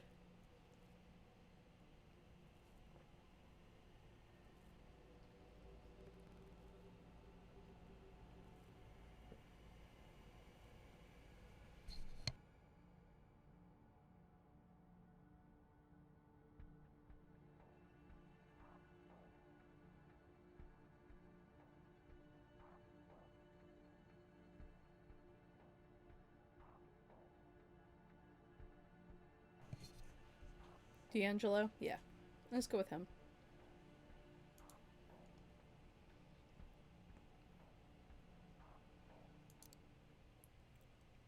As you make your way down Clinton Street, the incessant hum of traffic gives way to the ominous silence of the waterfront. You stop to take in the familiar bouquet of the Hudson, made all the more potent by your recent sharpened senses. Across the basin, the Red Hook grain terminal rears its rusty frame, once a bustling industrial area, now a sleeping giant splayed out to the riverbank, forgotten, abandoned. Conveniently so, especially for one of the hidden. Keeping in the shadows, you sneak closer to the dilapidated complex, making your way past hole-ridden silos and wobbly chain-link fences. By the time you reach the entrance to the main building, you can almost feel the rust particles making themselves cozy at the back of your throat. Not getting your hopes up, you give the door a slight nudge. To your surprise, it gives almost instantly. Looks like someone's been using it recently. Once inside, you find yourself in a large empty hall. Looking around, you can almost picture it back in its heyday, stacked to the rafters with heavy machinery. You notice a set of stairs leading up to a mezzanine, most likely an office space, and then you see it, a faint light coming from one of the upper rooms. Looks like you're in luck. Quietly, with bated breath, you climb the steps and approach the dimly lit room. The door creaks open, revealing what looks like an old-timey detective's office, complete with crooked window blinds and an overflowing ashtray and papers scattered across a wooden desk. Suddenly it hits you, that nagging feeling. This is all too convenient, too inviting. Before you can react, the trap is already sprung. A plume of cigar smoke wafts over your shoulder. The barrel of a gun rubs against your spine. A raspy voice whispers in your ear. Let me guess. Took a wrong turn at the third silo.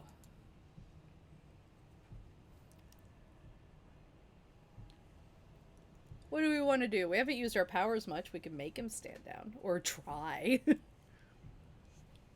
I have a feeling with D'Angelo, we'd be like, stand down. He's just like... Let's try it, though. Let's see what happens. I think last time we were, like, too hungry to do it, so... Driven by a strange hunch, you open your mouth. You hear yourself talking, but the words are not yours. They seem to be coming from the deepest recesses of your memory, a movie you saw as a child. You don't know why, but it seems oddly appropriate.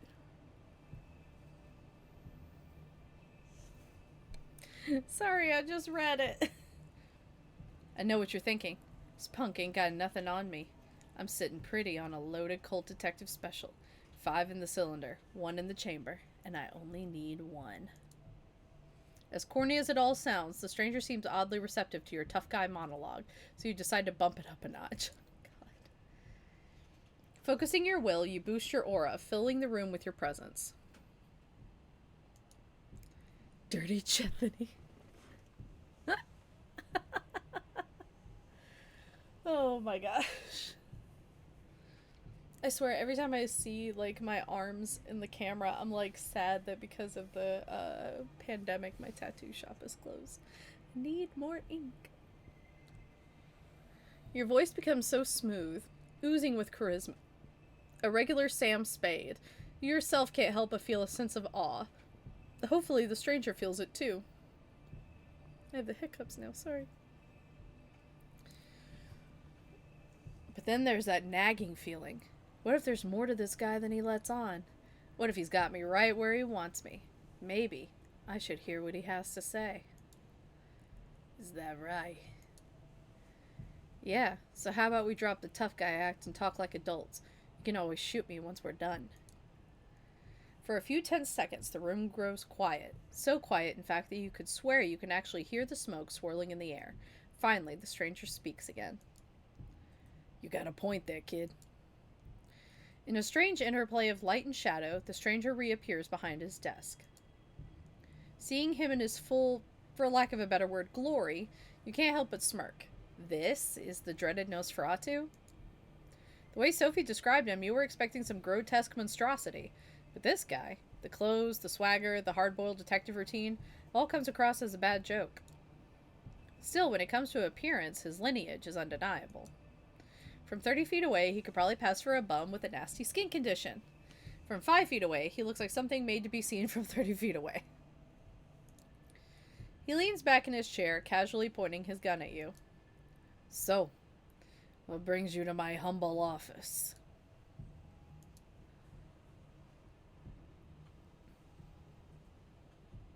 The Red Oak murders?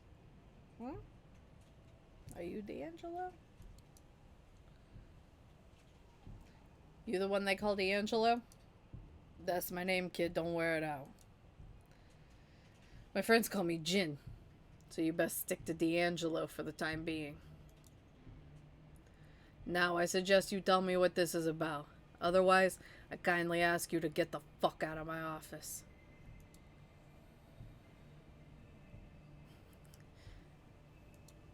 Charming. I can see why Kadir keeps you around. His expression sours. Not a name you want to casually toss around, kid. But hey, I get it. You're not some random schmuck who wandered in here off the street. So let's get down to the nitty-gritty. Who I work for is less important. What I'm working on, however. The Red Hook murders. I know. I want to help you catch the killer. His moldy lips twist into a smile. Do you now? D'Angelo lowers his shades for a few seconds. He sits motionless with his eyes fixed on yours. Suddenly, he raises his gun, almost making you flinch. Almost. Then he twirls it into his shoulder holster in a flashy display that definitely looks like it was practiced. A lot. In front of a mirror. You see the Nosferatu's lips move, but the quiet mumbling clearly isn't meant for your ears. Listening in, you're able to catch snippets of his monologue. Sure, they seem to care. What was the end game? What was their angle? Everybody's got one, even if they pretend like they don't. Especially then. What the hell? Maybe this town finally got to me. He pauses, sticks a fresh cigar between his crooked teeth. Maybe a good leap of fate is just what the doctor ordered. Are you narrating? For a second, he looks at you like a kid caught with his hand in the cookie jar. Then a wry smile comes back to his lips. He lights up. Tell you what, kid. I ain't sold yet, but I can see you got some potential. So here's how it's gonna be. I was just about to head back to the crime scene, take a look around, refresh my notes. You can tag along if you want to. I could use an assistant. Somebody to take notes and make wild assumptions for me to shoot down. Who knows? If you're any good, I might consider making this a long-term arrangement.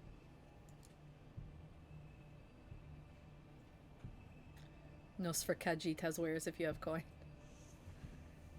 Cajitas wearers if you have coin. Gizargo has some scrolls he would like for you to try. Gizargo's my favorite Nosferatu, my favorite Khajiit ever. Yeah, Khajiit are always third person. This one has something for you. I've been playing a lot of the Elsewhere section of Elder Scrolls.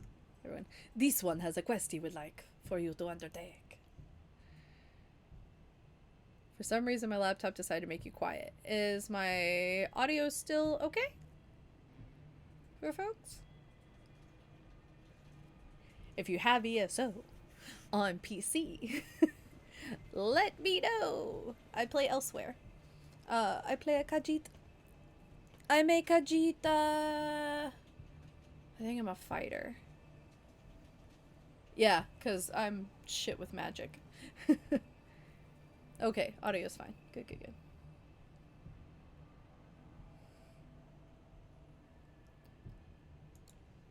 What are we waiting for? Just one more thing. You still got me at a disadvantage here. Seems like you've done some digging on me, but with you, I've barely scratched the surface. You catch my drift? So answer me this. Who was it that sent you into my neck of the woods? Or in layman's terms, who do you work for? We're gonna say it.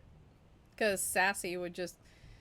Like, Lamar was name droppy, but I feel like Chethany is just like, Sophie Langley, what of it? Like,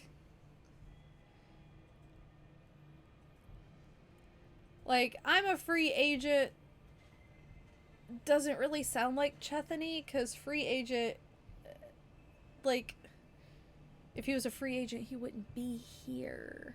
So, let's just say Sophie. We'll go ahead just to get on the path with these people, because since we've realized that you can game over, let's try and not go too far.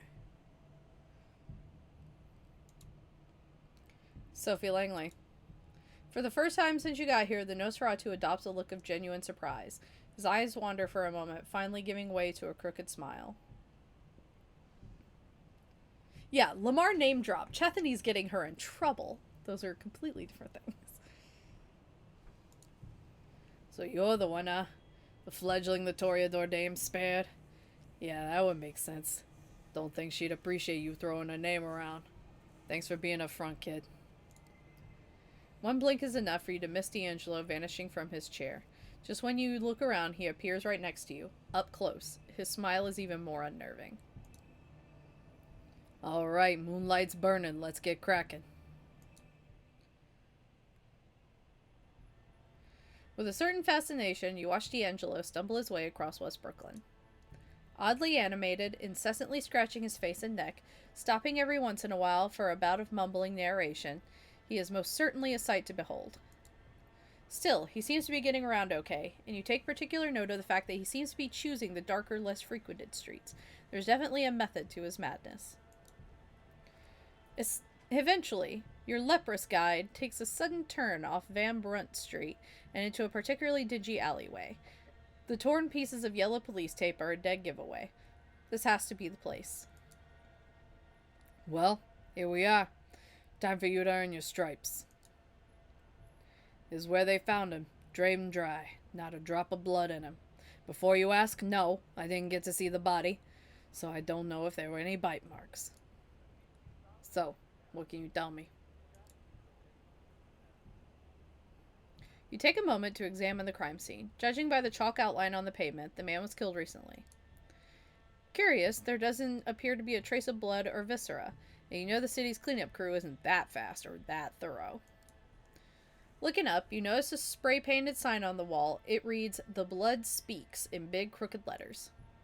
You look to D'Angelo. The Nosferatu gives you an expecting look. Sassy, you're the detective, you tell me. You're the detective. Enthrall me with your acumen. Chethany does not know the word acumen. Disc, playing to my ego, huh? Look, kid, I can do this all night, but this is your tryout, remember? Alright, two things. One's pretty obvious. Take a look at that graffiti. You know what that means? You give the sign a good hard look. It's no Rembrandt. The writing is jagged, clearly done in a hurry.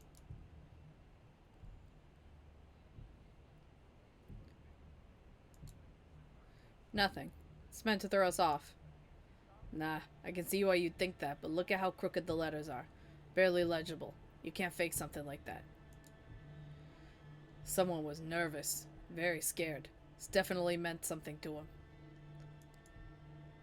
Then there's the blood, or lack thereof. Given that the murder was committed right here, and the victim didn't make a sound, we can therefore conclude that... I feel like used a sedative because the person didn't make a sound. We're kind of a dum-dum, though, so let's try it. The killer used a sedative. And then what? Pump out the blood without spilling a drop with people nearby? Nah, kid. Only one set of tools can do this quickly and this quietly. He smiles and taps himself on one of his fangs. He's just like... It's a weird gesture.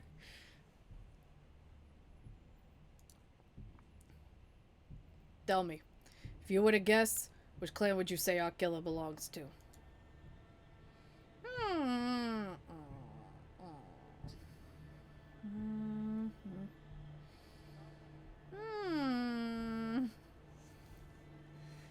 So far, we've been told about all three clans.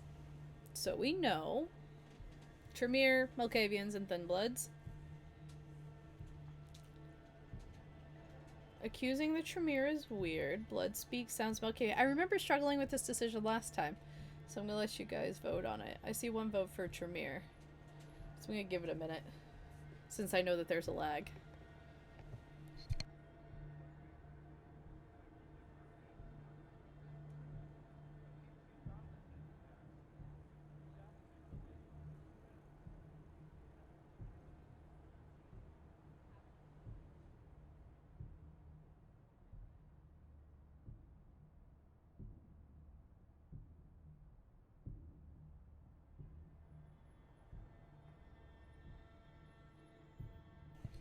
I feel like Thin Blood is a very interesting option here, and I see a couple of y'all saying Thin Blood. Let's try it. Let's just see what happens. This says Thin Blood's written all over it. D'Angelo smiles approvingly. In bright neon letters. A fully fledged kindred would use his powers to lure the victim somewhere out of sight. And they certainly wouldn't stick around for the shitty art project. He pauses, spits out the mangled remains of a cigar. Shit, looks like we're gonna have to pay Lawson a visit. The Thin Blood Primogen. Or, you don't sound happy. Let's see. Larson, the Thin Blood Primogen? No, Lawson the bicycle repairman. Course the Thin Blood fucking Primogen. Not sure if he knows who the killer is, but he could probably make an educated guess. In any case, we'd be doing him a favor. If it turns out one of his is violating the Masquerade, we would put him in a hell of an awkward position. And I mean shitting upside down awkward. It's the kind of weakness the other Primogen would love to exploit. His position on the council is bad as it is. D'Angelo's as sassy as we are. Seriously, it's a match made in heaven. Chethany and D'Angelo are quite the pair. He pauses for a moment and mumbles to himself, but it's too quiet for you to make out. Finally, he lights up a fresh cigar. He takes a puff and lets the smoke escape through his crooked smile. Alright, kid, let's get this over with.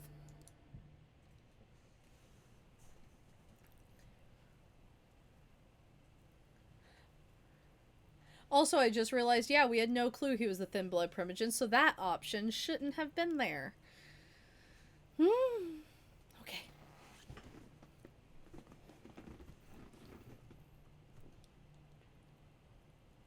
So that's interesting. Because, yeah, we shouldn't have had the option to say that. Because we didn't know that. Interesting. Interesting. Okay.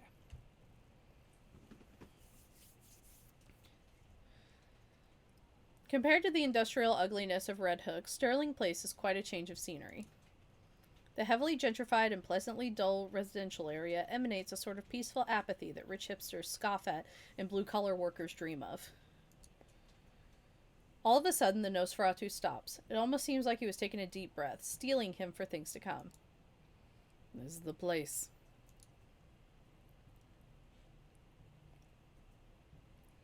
With that, he points to a surprisingly nice-looking two-story house. The place is almost completely dark. Almost. You notice a dim light shining through the curtains of an upper-story window. It's probably safe to assume that the head of the family is working late, especially if the head of the family happens to be a vampire. Okay, kid. We gotta be gentle about this. I'm talking velvet glove, soft cushion, you rang my lord gentle. We need to get Lawson out here without making a fuss and letting his family see us. If we blow this, he'll shut down like a speakeasy on raid night. Trust me, I know.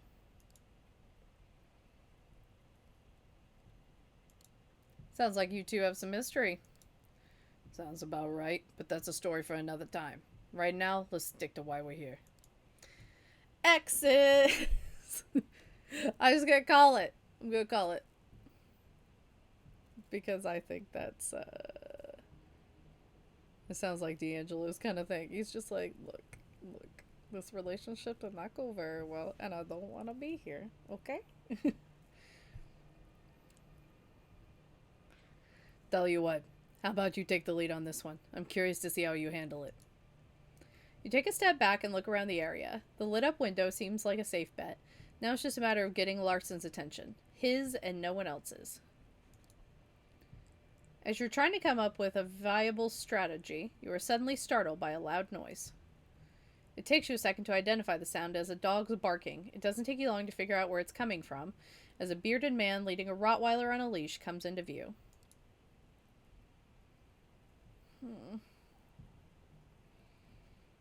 We don't need to feed, so let's leave the man alone.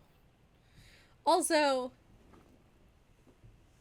Rottweilers are not that aggressive, they just have a loud bark. Let's throw a small...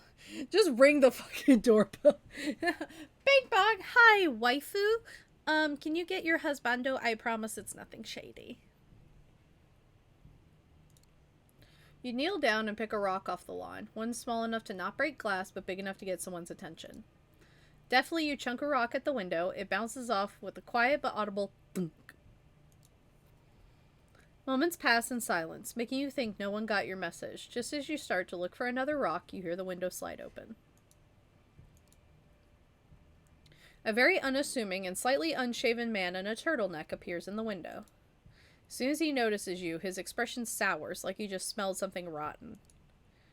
He addresses your Nosferatu partner in what could only be described as a very loud and very angry whisper. Get the fuck off my lawn, D'Angelo. You know goddamn better than to show your ugly mug around here. Ooh, messy breakup. You glance over to D'Angelo. He looks somewhat embarrassed, scratching the back of his neck, clearly trying to find the right angle to play this. This is the Brujah response. We know it.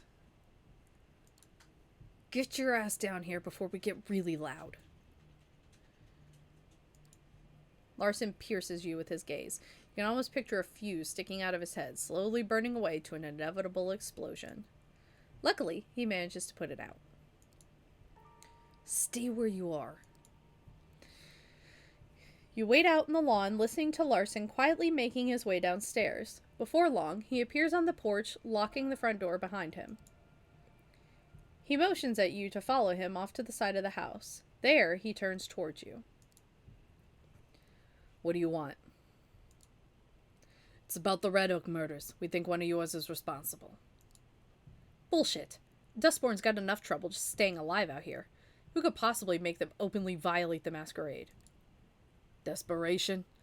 The killer's been leaving messages. Whoever they are, I think they know something. Something they can't share with just anybody. I know it seems far-fetched, but it's the only way this puzzle fits together. No, I don't buy it. You're reaching. Trying to find a scapegoat. Getting your boss's good graces. Word gets around, D'Angelo. You think I don't know who you're working for? Ooh.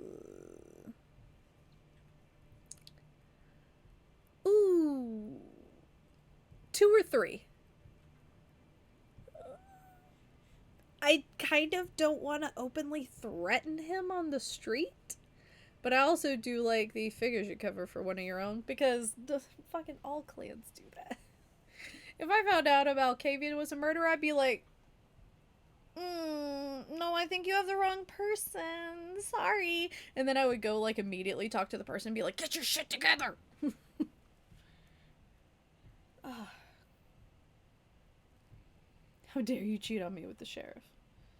Okay, so we got some votes for 2 and some votes for 3. Okay. Overwhelming votes for 2.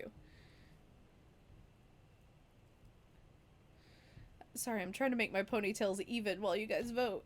I think my hair just actually might have not grown evenly.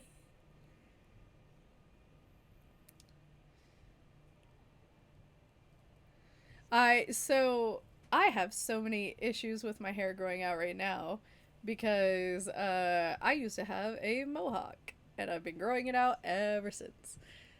And growing out from your head being shaved to long hair is very weird. Okay.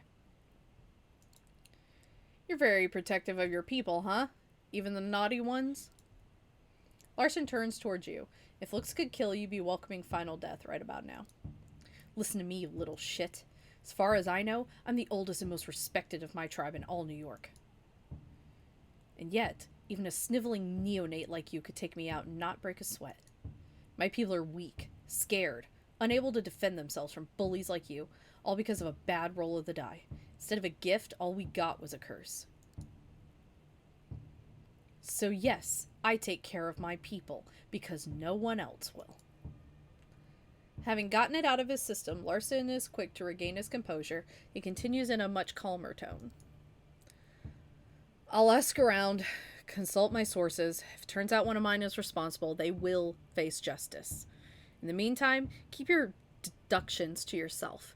I have enough trouble as it is. Deal. Good. Now, if you'll excuse me, I have to get back to my family. And with that, Larson retreats to the elusive safety of his home. You decide it's best to move along. You walk a couple blocks in utter silence. Even D'Angelo's mumbling seems to have taken a back seat. Oddly enough, you find his newfound reticence somewhat unnerving. Finally, the Nosferatu stops and turns towards you. Hell of a night. I don't know about you, kid, but I could sure use a drink. Something warm in a dull, sweaty glass. But first, let me tally your score. Let's see now. You did make a good first impression. I like someone who can talk themselves out of a tight spot. Talking's cheap. Bullets, not so much. Oh, I saw time for quarantine haircut. I will not cut my hair, but I may just, like, try and get these to be the same length. Because this is easily, like, a 2-inch difference.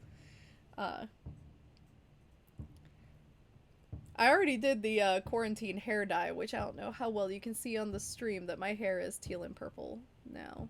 Because those are my 2 favorite colors. And peacock hair has kind of been a thing of mine now for about a year. When it came to crime scene investigation, you immediately deferred to your betters. Understandable, also lazy. Finally, when the situation called for subtlety, you managed to avoid unwanted attention. Discretion is what separates a private dick from just any old dick. All in all, you did fine. Not fine, but not bad for your first case. Don't let it go to your head. I'll be in touch. Let you know if I hear from Larson. Be ready to meet me at the office. He starts to walk away, but suddenly stops and turns back towards you. And bring a notepad. Every good assistant should have one. Ooh, and it's nap time. You notice something strange by the front door of your haven. A letter's been slipped under the door in a cream-colored, old-fashioned envelope. There's no name on it, but you know it's meant for you. Opening the letter, it's clear it's been sent by someone incredibly old-fashioned, rich or a fan of classic stationery. No normal person sends letters like this. The note is short and terse, written in elegant, delicate handwriting. You are cordially invited to a rendezvous at the Cathedral of St. John the Divine. I'll be waiting to make your acquaintance tomorrow night. Look for me closer to God. There's no other information. It looks like you have a mysterious invitation for the following night. Okay, so I forgot that Benoit like sent such a threatening letter. Oh god. Okay.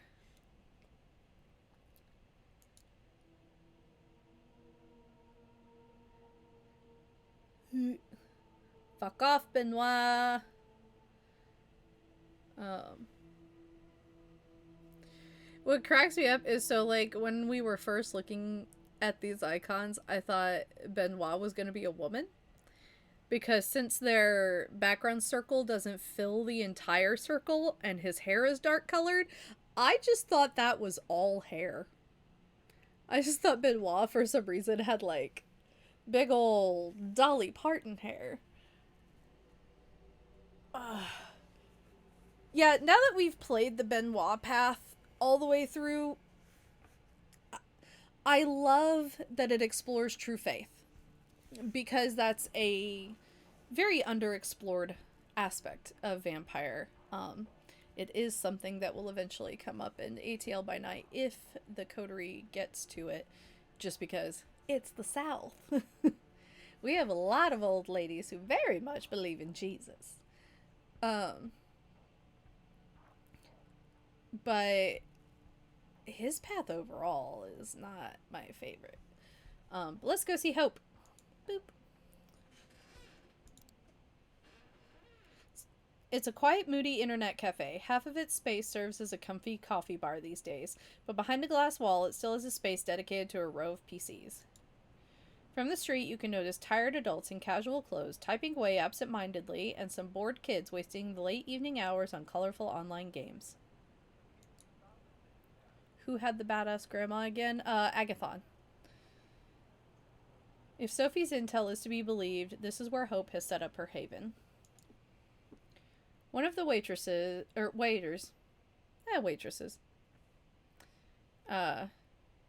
is standing outside the building, gazing at the sky with a smartphone in one hand and a vape pen in the other. You approach the man and tell him,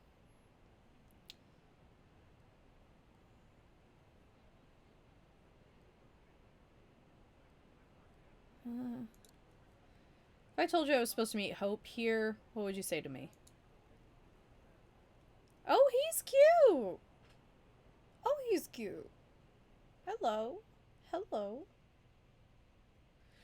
We said I'm looking for Hope last time, so that's why I chose this different option. I want to try, and at least in the basic dialogue, try something that we didn't if there's no, like, truly sassy option. Sorry, I have a puppy who has decided. Do you want to play with me? Do you want to play with me, baby? Do you want to join the stream? Do you want to join the stream?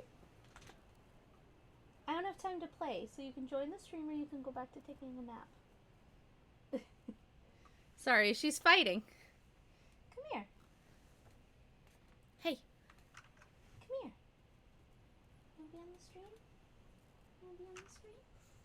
Oh, Tyrion says yes. That's what you get, Luna. All right, Tyrion. Tyrion, you want to go to an internet cafe? You want to go to an internet cafe? Yeah? Yeah? Do you want to ride my shoulder like you normally do? Can you? You want to get on my shoulder? There we go, buddy. There we go. Okay. Let's play a vampire game. I'd probably tell you I'm surprised. People are usually far more discreet about seeing her. The man slowly takes a drag from his e-cig, sizing you up and down in silence. After a long, awkward moment, he raises his voice again. Come, right this way. He leads back to the cafe, and you follow his lead. When you make your way through the space with computers, no one averts their gaze from the spreadsheets, emails, Facebook profiles, or games of Fortnite. Hey, Hex is here. I think we made that joke last time. Gotta be careful with your claws, baby. This is other mommy's shirt. Here, I'll hold you up. Do you want to be on the other shoulder? Oh, no.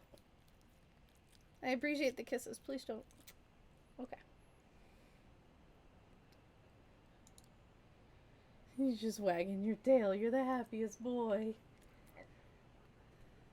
This is now Puppy Stream. Welcome to Puppy Stream. It's a common sight, one you wouldn't have paid much attention to a few weeks ago, but now it seems so unnervingly quaint. Would they still be spending their time like this if they were immortal? Yes. The waiter unlocks an unassuming door at the end of the room and lets you inside. You two swiftly make your way through a labyrinth of sterile gray corridors, taking confusing twists and turns.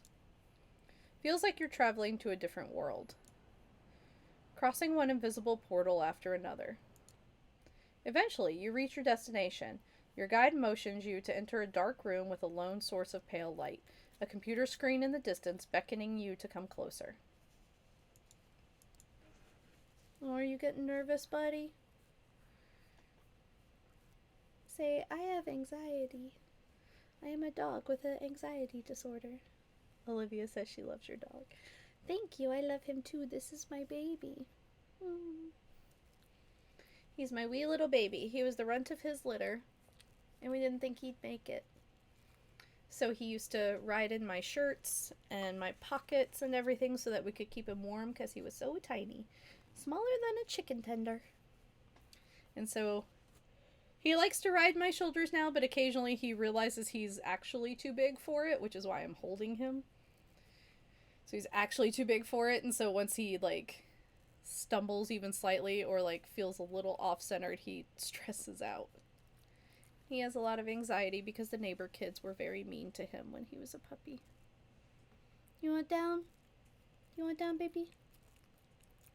Yeah, okay. Okay, here we go. Here we go. Boo! Flying puppies. Luna, do you want up now? Do you want up? Or do you want to bite my hand? I have a vampire for a dog. Kindred puppy! Like on Blade. That Pomeranian from Blade Trinity was the best part of that movie. Come here. Oh, come here. You have to come here. No. You can't just bite my hand and run off. Alright. Tyrion, say bye-bye. Say this is my anxiety face. Thank you for watching. Tyrion time. Okay. Alright. Oh, that was it, Luna. You wanted to play with Tyrion. I see how it is. You don't want to play with me? Oh gosh. I've started something. I've started jealousy. Ow. Ow. Ow. Luna is Brujah confirmed. 100%. Tyrion's a thin blood. Because he's a runt. Hey. Let me try and get Luna so you guys can see her. Luna! Oh! Luna, come here. There we go. Okay. Luna, say hello to everybody. Luna, say hello. Oh! She is standing on me. What? Oh, what's all that? What's all that? It's so tiny. So tiny. I would watch an all-day stream of your dogs. You would get tired of it. I guarantee, because right now they're being behaved, believe it or not. They are being quite behaved right now. But Luna and Tyrion like to fight. Or at least, they like to play fight with each other, which means a lot of screaming from the both of them. Time for a dog the barking campaign. Yeah, this is our no dialogue werewolf campaign. Hey. Why are you making weird noises? Okay. Let's get through a couple screens with you, Luna. As you do, you hear the door shutting behind your back and a short chuckle echoing behind it. Is this the place? Nothing else to do but sit on a chair in front of the computer. The monitors display a modern chat application. The cursor is blinking in the user nickname entry field in the middle of the screen. Obviously expect you to input your handle. After a brief consideration, you type in... What are we going to type in? Last time we picked something goofy. So should we do a random string of characters or our name? Luna, are you bored already? Hey, it's okay.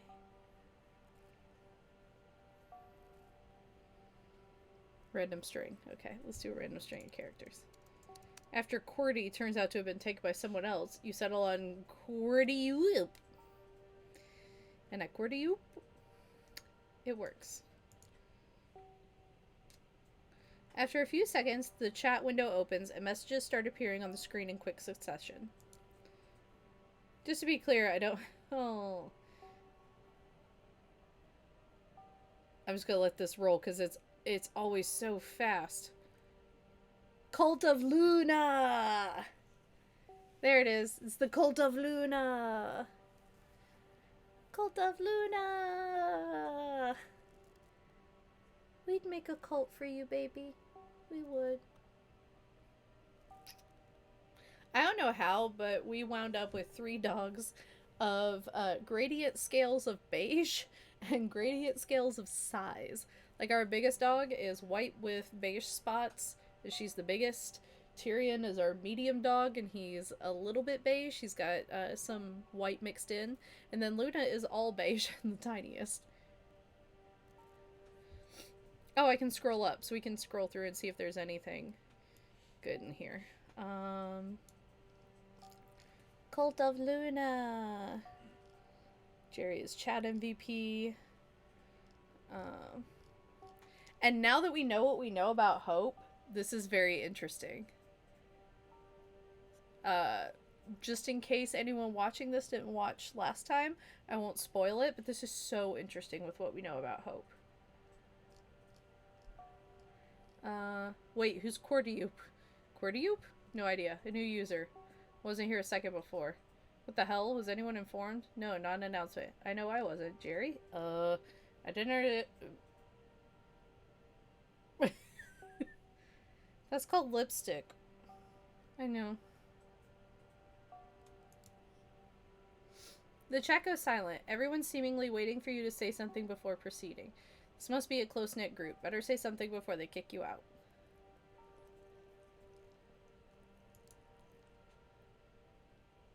Let's see. I'm a vampire.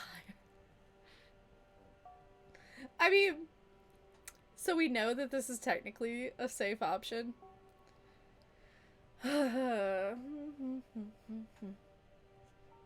Luna, which one do you think we should choose? 1, 2, or 3? Oh, you licked my hand on 3. 1, 2, oh, 3. Which one? You gotta make a decision. You said 1 and 3. 1, 2, 3. Oh, you don't want to pick. She's so tiny. However tiny she looks to y'all, I assure you she's actually more tiny in person. Shall we just go for it and say I'm a vampire? I think it'd be fun. Let's do it. Let's do it. You decide to let them know you're Kindred. Kindred reporting in, just here on some Kindred business. An instant stream of responses. Oh no!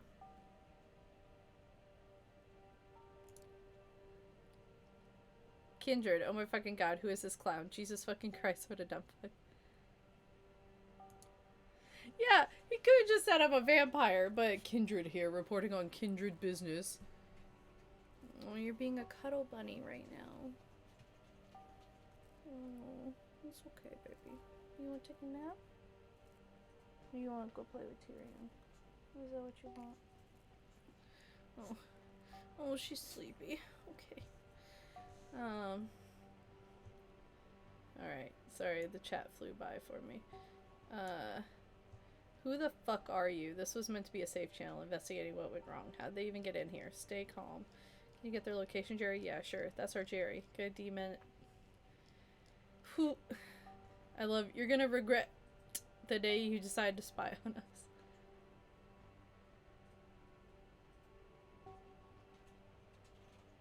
No, we didn't say that we were a vampire last time. Just it seems that the responses are the same.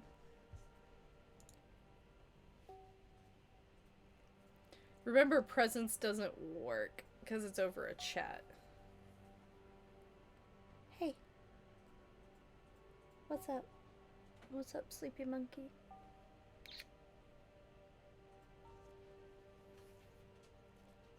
Cult of Luna. It's the clan of the moon. It's the clan of the Luna. Like a lunatic.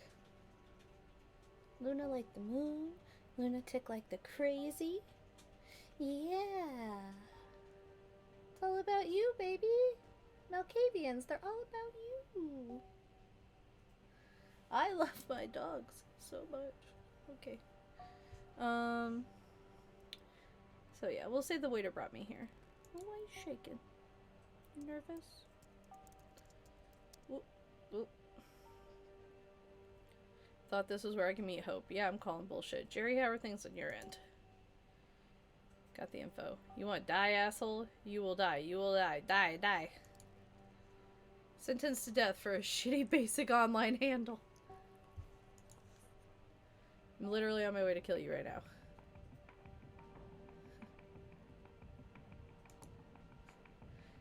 A split second after you read the message, you feel someone's arms tightening around your neck. The violent return to reality catches you off guard.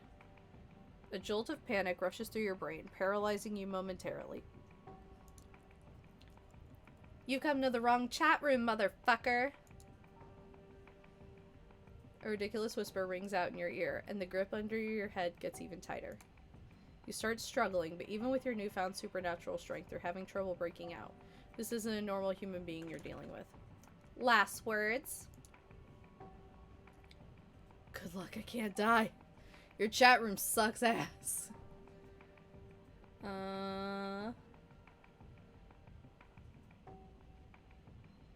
What's up, Luna? We're gonna let the chat decide. Yay! Thank you for kisses. Luna was a stray, so she's learning things like that petting is nice, or that kisses are okay. So she's kind of still learning how to dog. But she's getting there. She's our sweet girl. We love her. Everyone's saying 3, so okay. Your chat room sucks ass. Hey, that's just rude, but I still laughed. The hand holding your chin shifts its position slightly. Don't struggle, or I will break your windpipe. Or my phone, which would end even worse for you. Sounds of a camera shutter and light flashing. Did they just take some selfies with you? Alright, that's enough fun. I'm letting you go. We can have a talk. Don't do anything stupid, Mr. Intruder. Pretty please. The mysterious assailant loosens their grip on you and gently pushes you away. You quickly turn and take a good look at them. Let me just finish this. I love her shirt. I kind of want to find a way to make that shirt. I can't cosplay her, but that's so much work. All those tattoos, but I want to make that t-shirt. Draw distance. Sell me that shirt. Alright. It's a pale blonde woman in her 20s, giving you slightly judgmental looks while rapidly tapping away at her phone screen. First, you notice her outrageous outfit, seemingly thrown together from a random thrift store finds. Then you take note of her tattoos, a sprawling tapestry of odd patterns and designs covering every visible part of her body. At first glance, it all seems aimless, but it has a consistent sense of style upon closer inspection. What are you nervous for? Hey. Hey. You want down? You want to go sleep in your bed? Is it a little cold for you? Teeny baby? Sorry, she's shivering, which usually means she's cold. Probably in the most depressing thing ever with adopting a stray is sometimes when she sleeps, she buries her nose up under her leg, like tries to get her whole face up under her leg, And that is apparently a thing strays do to keep warm. And it's very upsetting when she does it. But it's still her habit when she's a little cold. It's cold in Georgia now. You want down? You want to go play with Tyrion? Or you want to go take a nap? Yeah, go on, baby. Go on. Okay. Ah, you wanted to play. No, no, no. No, no, no. Everybody. Tyrion's like, no, let me back on the stream. I want to be on the stream. Okay. Stream is back to normal. Okay. At first glance, it all seems aimless, but it has a consistent sense of style upon closer inspection. Her eyes focus on you for a second. Gave you a scare, huh? Sorry, that's what you get for entering a lady's haven without her permission. And she's back to her phone with her relatively small build. It's hard to believe you had trouble overpowering her physically. But then again, nothing is what it seems when it comes to the undead. And even compared to the vampires you've met so far, she comes off as an eccentric, curious presence. She shoots you another glance, noticing you're still cautious of her. Calm yourself, man. I won't pull anything like this anymore. It was just a, feel stupid saying it out loud, a vibe check.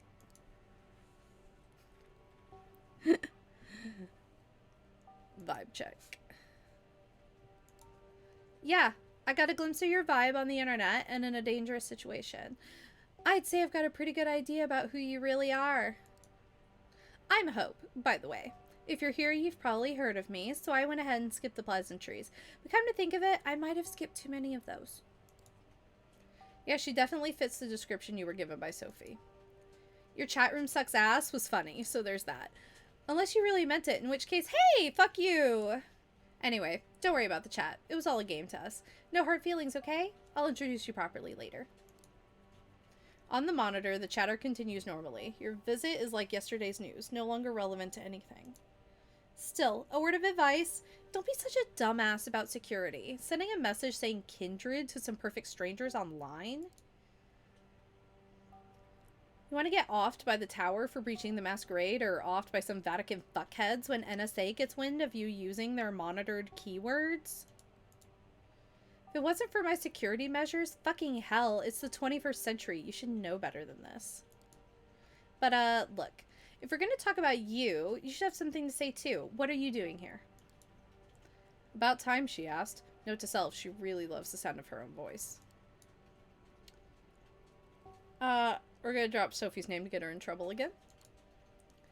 Sophie Langley sent me here. Langley! Wait. Shit! Are you the new Langley plaything? Word seems to be getting around fast. Of course you are. It was obvious the second Langley got her hands on a new servant, she'd start building a network. Your emissions tell me that could really come in handy when...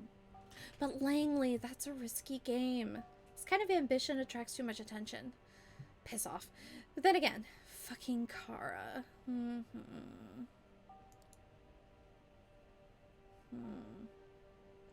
She seems to be having a spirited argument with herself, only parts of it audible. Is it just you, or do her facial expressions and body language change a bit between one sentence and the other? Before you make certain it's not just your eyes playing tricks on you, she focuses half her attention back on you. Then the other half, of course, is still obsessed with her smartphone. Listen, I'm not saying I'm not interested in a cooperation, but before I make a decision, I need to make sure you sort of understand me and that I sort of understand you. And since I was planning to put on a show before you came here, I propose a little game. Hope, absent-mindedly, spins her phone in her hand, considering how to put her thoughts into words. Then, she approaches a switch on the wall and flicks it. Neon lights flare up, illuminating the room. You take a look around. The room is certainly unique. It looks like a butcher's room, repurposed to be a living space. The modern computer in front of you starkly contrasts the ominous industrial walls. At the back, there's an overwrought bed covered in velvet with meat hooks hanging above it. On top of the bed sheets, you notice what seem to be pieces of elaborate S&M equipment and a camera. Wait a minute. You want my help? Moderate my cam show. Cam show? Your eyebrows twitch involuntarily. This is definitely not the kind of request you expected to hear tonight. She notices your confusion. Take it or leave it, buddy. You just became a kindred, but you want to become my partner in crime? Show me you can handle yourself while watching my back in an everyday environment. She's serious. The show starts in 10 minutes. You think yourself better than this? Better walk out the door right now. I won't hold a grudge. I've got better things to do.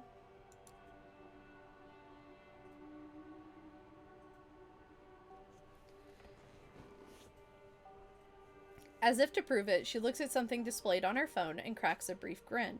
Another reply typed down with absurd tap tap tap tap tap tap tap. 9 minutes. It's now or never. Show moderator. Risk of violating the masquerade? High. Content warnings? Oh, yes. So, do you take the job?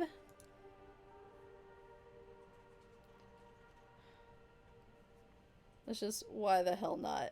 If we say I'm definitely out, then we're not going to get her path. So, even though I'm definitely out sounds like something Chethany would say, we're trying to get the ending that involves her. So, why the hell not? Hope brightens up, and her smile looks surprisingly sincere. Excellent. I promise you might find this interesting in more ways than one. Alright, give me a second. Luna, you were already on the stream. Go. Go. You guys go play. This is quarantine content. You guys get my dogs in every stream because bless their hearts, I don't want to close them out of the room during all this. Ellie, you think Chethany doesn't want a live cam show? I think he would view this situation as way too dangerous. He'd just be like, fuck you, bitch, you're weird. But we'll see.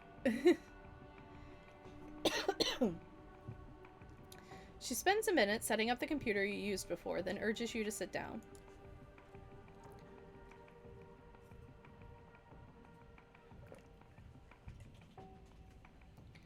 This pollen is absolutely killer right now. Okay. The explanation of the moderator's functionalities is simple. It boils down to ignoring anyone who doesn't disrupt the chat, banning anyone who does, and kicking anyone who's causing minor trouble. 5 minutes later, she's already online, sitting on her bed in a provocative pose. It is a sex show, isn't it? Her voice, previously hushed, rings out with full force. How are you doing tonight, hopefuls?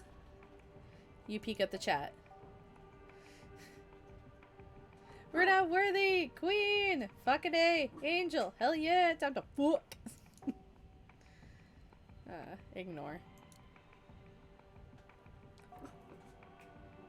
You're tempted to try out the kick and bam prompts as soon as possible, but obviously you won't punish someone for a little dirty talk. Thank you! Today's show is quite special. Please welcome our new moderator, Quirtioop! Lamau. Oh, sorry for sentencing you to death earlier. At least the community here seems a bit more welcoming this time. Looks like this place has an established hazing ritual. Or maybe they and Hope came up with one specifically for you. Who knows? You decide to stay silent. Eventually, people stop riffing on you and focus entirely on the star of the show. Alright, let's start this one with a bang, shall we? Oh boy, she's gonna do it!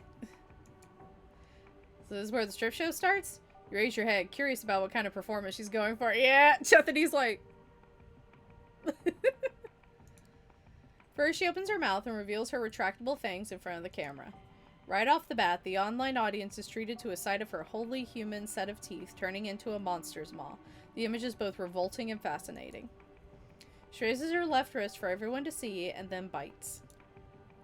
The fangs immediately turn her arm into a horrifying, gory mess. It's unclear if she used them to slash or bite, but one thing's for sure. No ordinary human could cause such damage. If an ordinary human suffered such a wound, you'd expect a geyser of blood to appear too. But it doesn't. Hope's technically a corpse, so it's impossible. She flashes a monstrous smile and starts smearing Vitae all over her hand to maximize the impact of the violent image. Then she starts drinking it up. She makes a point to make the sight as gruesome as possible, looking like a hyena feasting on a corpse. The contrast of her behavior with her look of an Instagram model is stunning. Once she's done, she reveals her wrist to the camera for the last time. She starts making theatrical gestures with her right hand as the wound begins to mend. Shortly after, the wound is gone. It's like a magician's trick. Her left hand looks like nothing bad ever happened to it. Here's an appetizer. First blood to kick off the show. While you're wondering what the hell is going on, Hope catches a glimpse of your bewildered face and turns into your direction. How's that for an opening?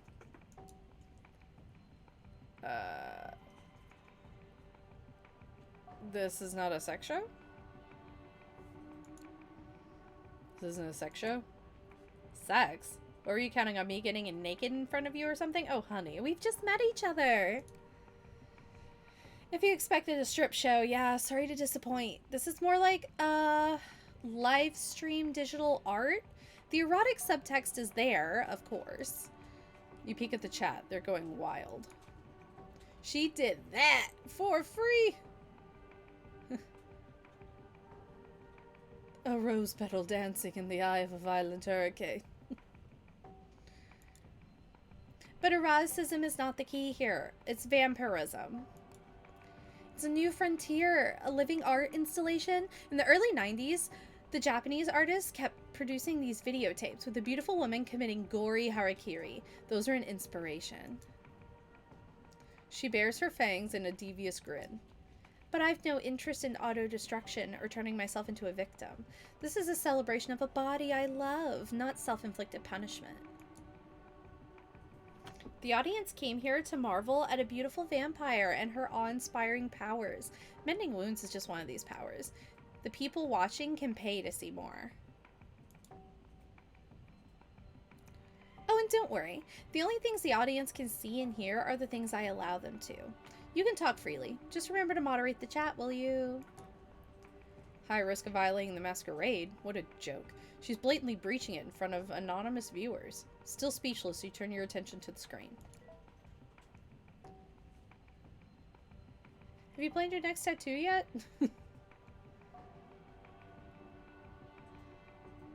Samaska-sama is a whole bunch of key smashing. So let's kick them. Give the guy a kick for spamming the chat. A few seconds later, Hope groans loudly.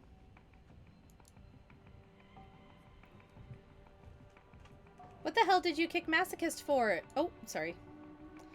Maybe he'll interpret it as his queen hurting him and be grateful, but stop messing up. I thought we did kick him last time. Or no, we ignored him last time because it was just chat. It was key smashing. I think we waited last time. Whoopsie. Oh well. Special message appears on the chat log claiming somebody has successfully sponsored the first goal of the show.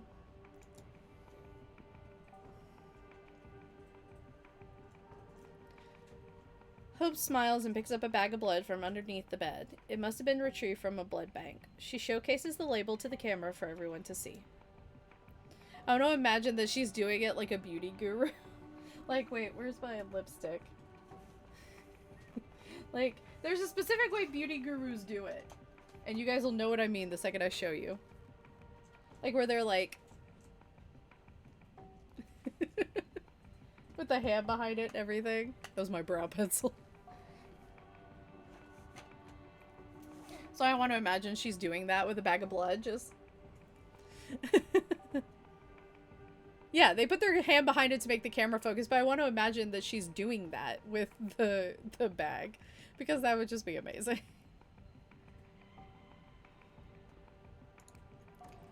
Hope pours all the contents of the bag into her throat. You have no doubt it's real blood, but wonder why the viewers would be so satisfied with something that's so easy to fake.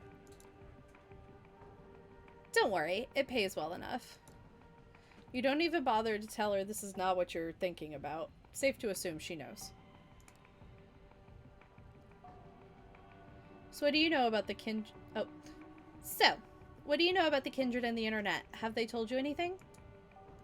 While she's waiting for someone to sponsor her next vampiric feat, she decides to start a conversation.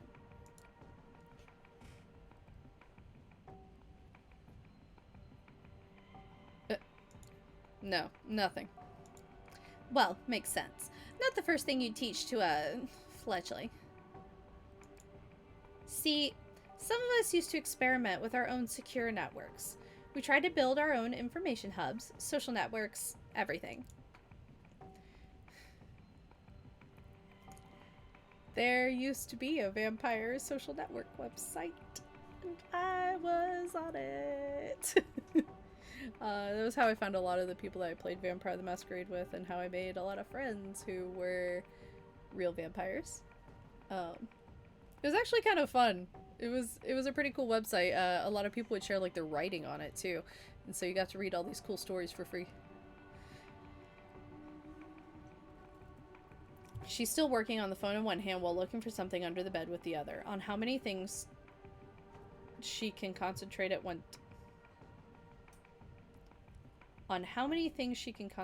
time exactly. I feel like that's bad grammar. Friends who were real vampires. Yes. It's like a goth subculture.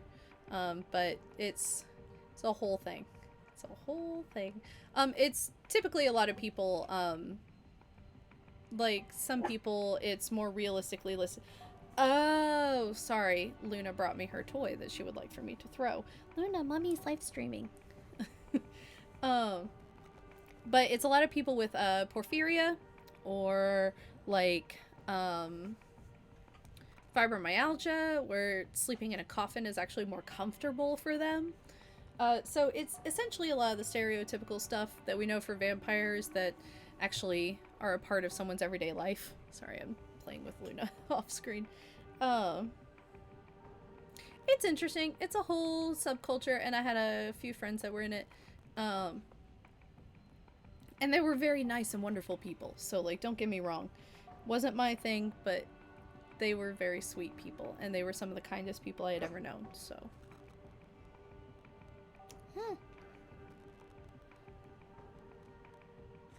There you go. I got her toy. Don't bring it back to me, please. No. Okay.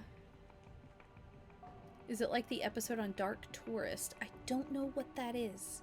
I need to look that up. You can see one. There was an old reality show that I kind of don't recommend because it's a little offensive.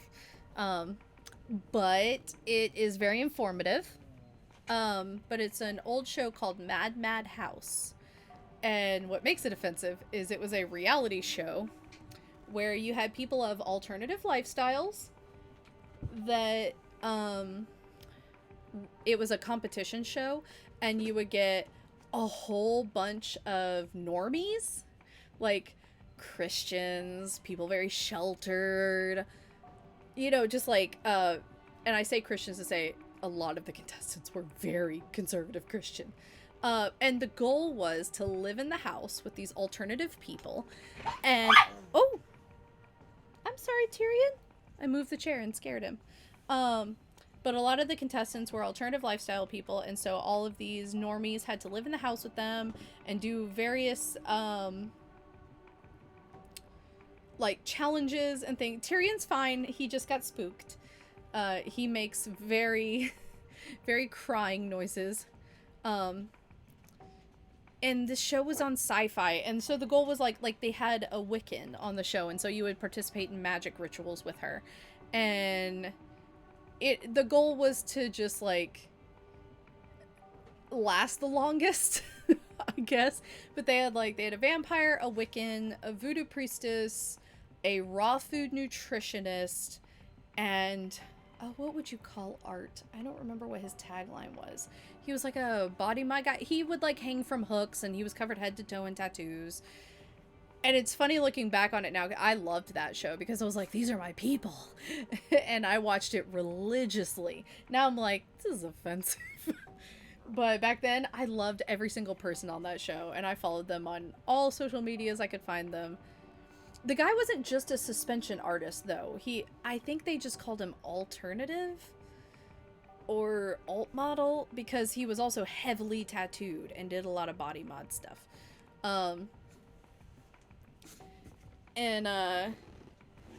So it's one of those, if you can find the show online, I don't know if you can find it.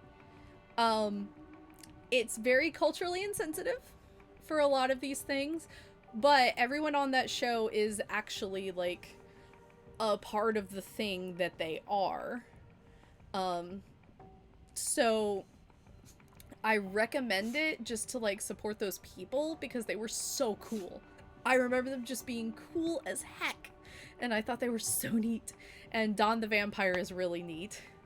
I think, like, one of the challenges was they had to drink, like, a glass of pig's blood.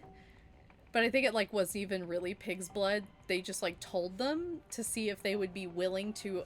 Because that was, like, the goal of the show. It was a competition about opening your mind to other cultures and to see if you were willing to open your mind and willing to try new things. And obviously the person with the most open mind wins. And so, like, I think it wasn't even pig's blood, but, like, they were told that it was, so it was, like, your willingness to try it, because that was Dawn's thing. It was neat. Like I said, if you can find it, just know that it is not the best. But the leads, I guess you would say, on the show are really neat, and I like them. I like all of the people on the show. If I was told to drink either human blood or pig's blood, I'd choose the human, but only because I hate pork. Yeah, I only eat bacon. We don't really do pork in our house. Just between vegetarianism and Jewish. But I like bacon, because I'm Southern. And sausage balls. I know that some of our viewers... I'm on a tangent, but we'll continue in a minute. This is the most Malkavian I'm going to be. Sausage balls, because I know some of our viewers are not from the US. Sausage balls are a Southern thing. You pretty much take a biscuit mix, not a cookie biscuit mix, but like the fluffy American biscuits. Take a biscuit mix and mix it with sausage and cheddar cheese, roll it up, and bake it. So good. So good. I don't know if you have Bisquick in Britain, but if you do, it's good. Okay. But yes, pork tastes like human. Or human tastes like pork. One or the other. Yeah, it's called Bisquick. It's, biscuit quick. It's just like a premix, and I think you add, like, milk to it. It's normally used for pancakes, and then you change what you add to it, and it becomes biscuits. But I just take that, some, sausage, and you just, like, you piece out the sausage, and then some cheddar cheese, put it all together, and bake it in the oven. And now I really want sausage balls. Amazon has an American import. That's cool. That's really cool. So yeah, if you ever try Betty Crocker brand, okay. If you ever try sausage balls, let me know.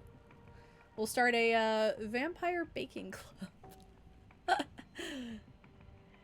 Stop, I'm hungry now. Me too. I want to go make sausage balls, but I can't make a non-essential grocery trip. Okay. We have a fair few imports. Ah, nice. I don't know, like, how well imports are. My only experience is living in Asia. And, like, we had a Papa John's in China, and it was so nice. Like, Papa John's was where you went on a fancy date. The restaurant was beautiful. Yeah, that's probably why I'm thinking about food so much, because it's almost 1. But, like, the Papa John's was so fancy, and everything was imported, so it looked exactly like American Papa John's, and it tasted exactly like American Papa John's, but it was like $30. because it's very expensive to import all of that. But it was so good. Oh. Yeah, I'm thinking about food. Let's get through this. When we finish this scene, I'll go take a lunch break. Oh, the PXs on base have Bisquick. So yeah, if you're able to if you have a friend that's an American soldier, they can usually check the PX. Just find a random soldier. Excuse me, soldier. I would like some Bisquick. Alright. She's still working the phone in one hand while looking for something under the bed with the other. On how many things can she concentrate at one time exactly? Then one day, the NSA got in. Turns out elders never really got the hang of proper security practices, or the sigils they used to smear on their screens didn't exactly work as advertised. Then, of course, all the other 3-letter intelligence agencies in the world got the intel, and a lot of them decided bloodsuckers were the perfect new enemies for our post-9/11 times. Which is highly topical and perfect. The Second Inquisition came into being. Ever heard of it? Oh. Oh, we're at that stage, are we? We're at that stage where you guys are upset that the other one doesn't want to play with you? It's like having children. Yes, yes, yes. Okay. Okay. There is no trouble in Ba Sing Se. Alright. Tyrion, you're up here just because Luna is upset that you won't play with her. Yeah, it seems like they want attention, but really it's just like Luna's a puppy and Tyrion is much older than her. And so he likes to play a little bit, but he always like hits his limit where he's just like, I don't want to play anymore. And she gets so upset. It's very like, how dare you not want to play anymore? So he has to go in my lap for her to leave him alone. Tyrion, stop licking me. I get it. You're welcome. Okay. A lot of our kind died just because they were too present online. Right now, the remains of our old network serve as government honeypots, kept alive to attract fledglings and hunt them down. You post a certain keyword on Twitter or Facebook, you get tagged for investigation. You fit certain patterns, you get tagged for investigation. So there's a certain thrill in becoming an online presence without attracting attention to the authorities. She stretches on the bed. I hope you're still monitoring the chat. Of course not. You're not as good at dividing your attention as she is. You correct your mistake and check the recent messages.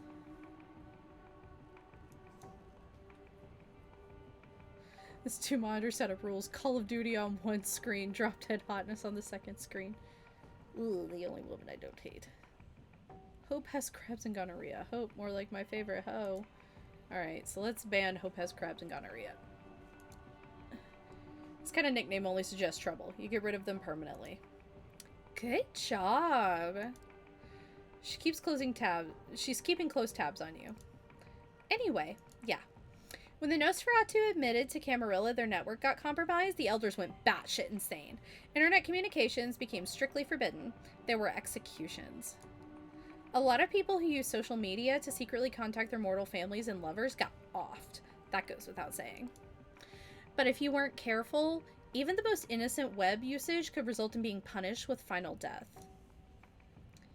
Thanks to user Dick Steele, the next goal has just gotten successfully funded. Let's go, Vanishing Act. Dehumanize yourself and face to bloodshed.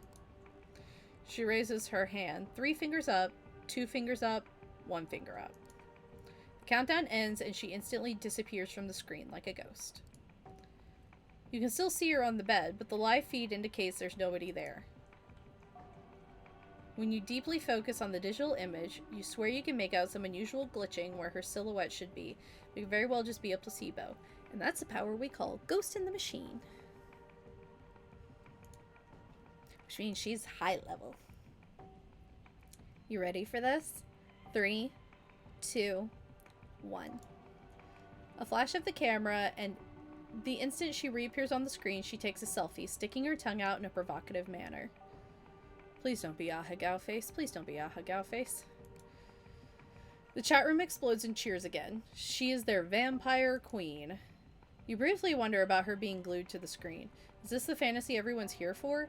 The girl showing off cheap magic tricks while lazily browsing her social media?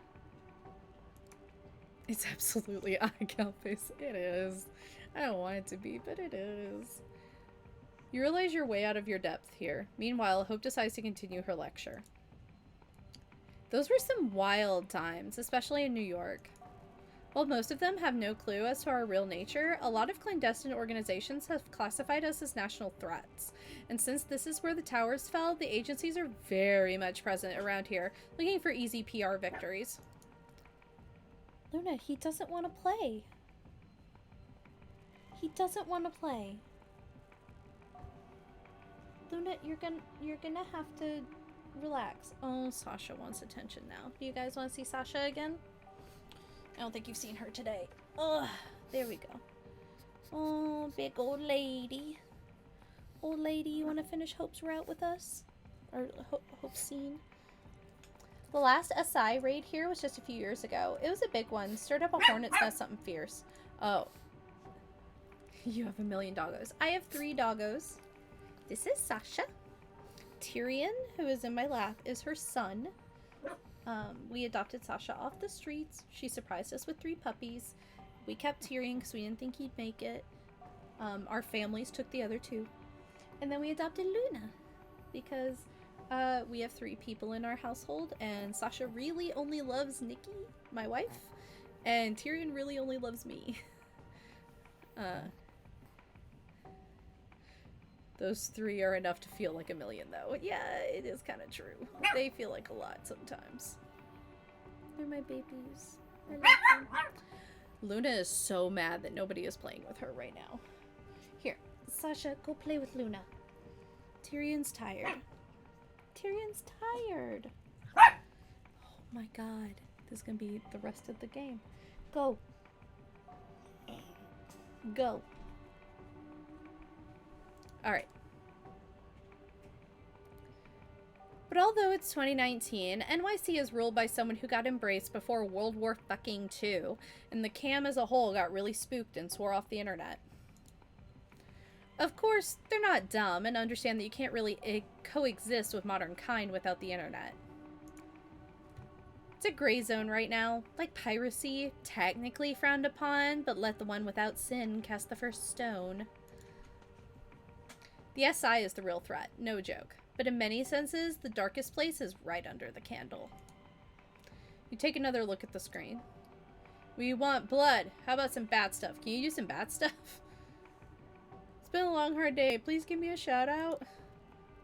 A familiar nickname pops up. Uh-oh. Kick? I think we kicked him last time. I don't know if we banned him that quick, so let's just kick. You give the guy a kick for spamming the chat. The message is deleted so fast, Hope might not have even noticed. A duty carried out well. You're surprised, you feel an inkling of pride. Oh yeah, fun fact about being a vampire. We can sweat and pee if we just exert ourselves really hard. Some of us can even orgasm. We can even cry, but only tears of blood. Because, you know, dramatics. It's something I've always dreamed of doing when I was 14. So romantic, and it drives him crazy. As proof of her words, a scarlet tear starts running down her face. The chat goes wild. This seems to be exactly the kind of thing they've been waiting for. An angel that fell down from heaven!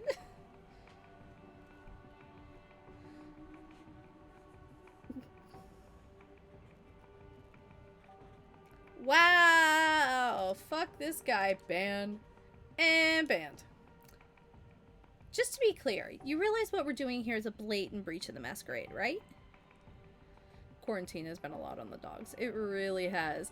Because A, they are not used to us being home this much. They normally sleep a lot during the day. And they're stressed out. They know something's not right. This is good Tyrion. Tyrion's taking a nap. I honestly expected you to leave or inform somebody by now, but you haven't, have you? You try to focus on the chat. A familiar nickname is displayed on the screen. And they're back.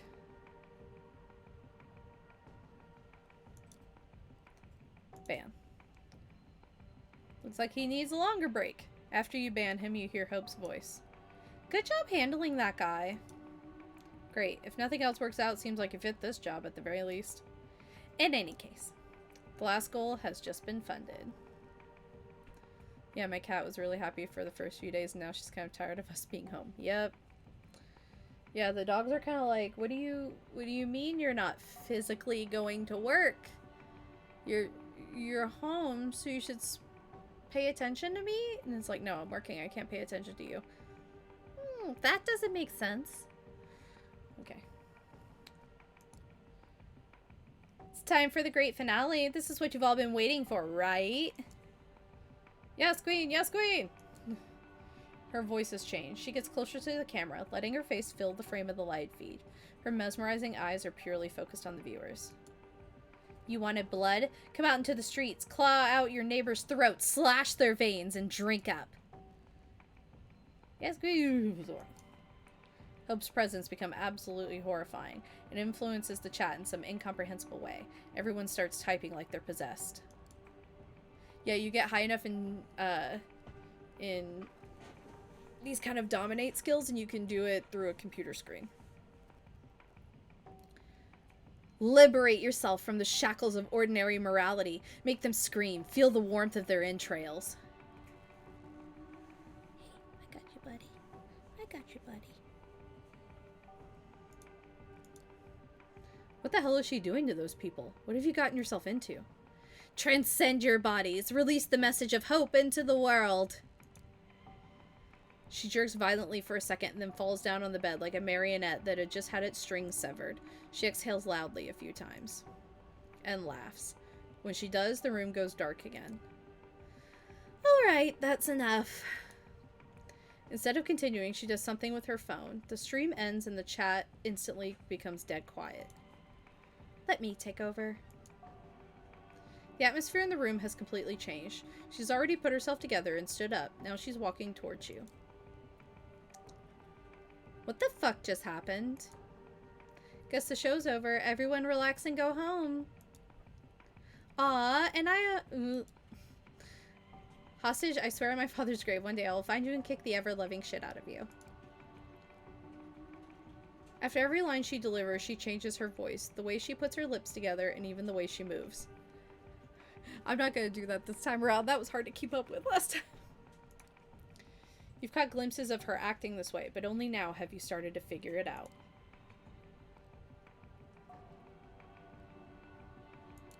Wait a minute. Does that mean... I'm immortal. I'm bored. I'm separated from most vampires in the city by a generational chasm. And I'm so goddamn lonely. The internet used to be my only friend. Info dump delivery service. Years ago, I started researching tulpas, collective unconsciousness, all the bumbo jumbo at the intersection of psychology and spirituality, and I decided to experiment. The show was fake. A few years later, I was an Instagram fashionista, a successful erotic model, a vital part of pop culture commentariat, a viral shitposter, a cryptocurrency expert. All my internet selves started signal boosting each other, paving the way for new ones. I became a one-woman empire, surrounded by legions of psychofans. The chat was fake. Some may think of it as dissociative identity disorder, but that's bullshit. Everyone has online alter egos they buried. I just resurrected them, gave birth to new ones, and let them crossbreed. Her constant tapping at the phone, even during the show. Somehow, she is capable of impersonating an entire chat room.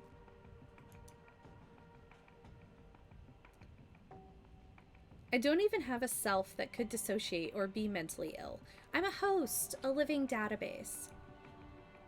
I live because I find it fun to be an information conduit, to process trends and support the ones I deem worthy. There was no Masquerade violation. She was showing off her skills all along. She put you into a world of pure fiction, the same way she was testing you back when she attacked you from the back. Damn, she's good at this.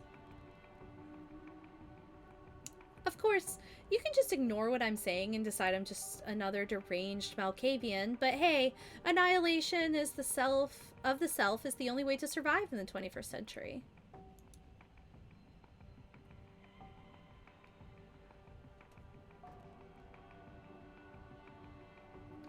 Does she narrate the name of each identity, or does this thing just say it to demonstrate it's a different personality? Yeah, it's just to demonstrate it's a different personality. It's all coming up, and she's typing it as well. That's why her phone's up the whole time. If there ever was an era that demanded images of beautiful people transcending beyond humanity and inspiring others to do the same, it's this one. Although for now, because of the Masquerade, my audience is quite limited, speaking of. You want to be the star of my next movie?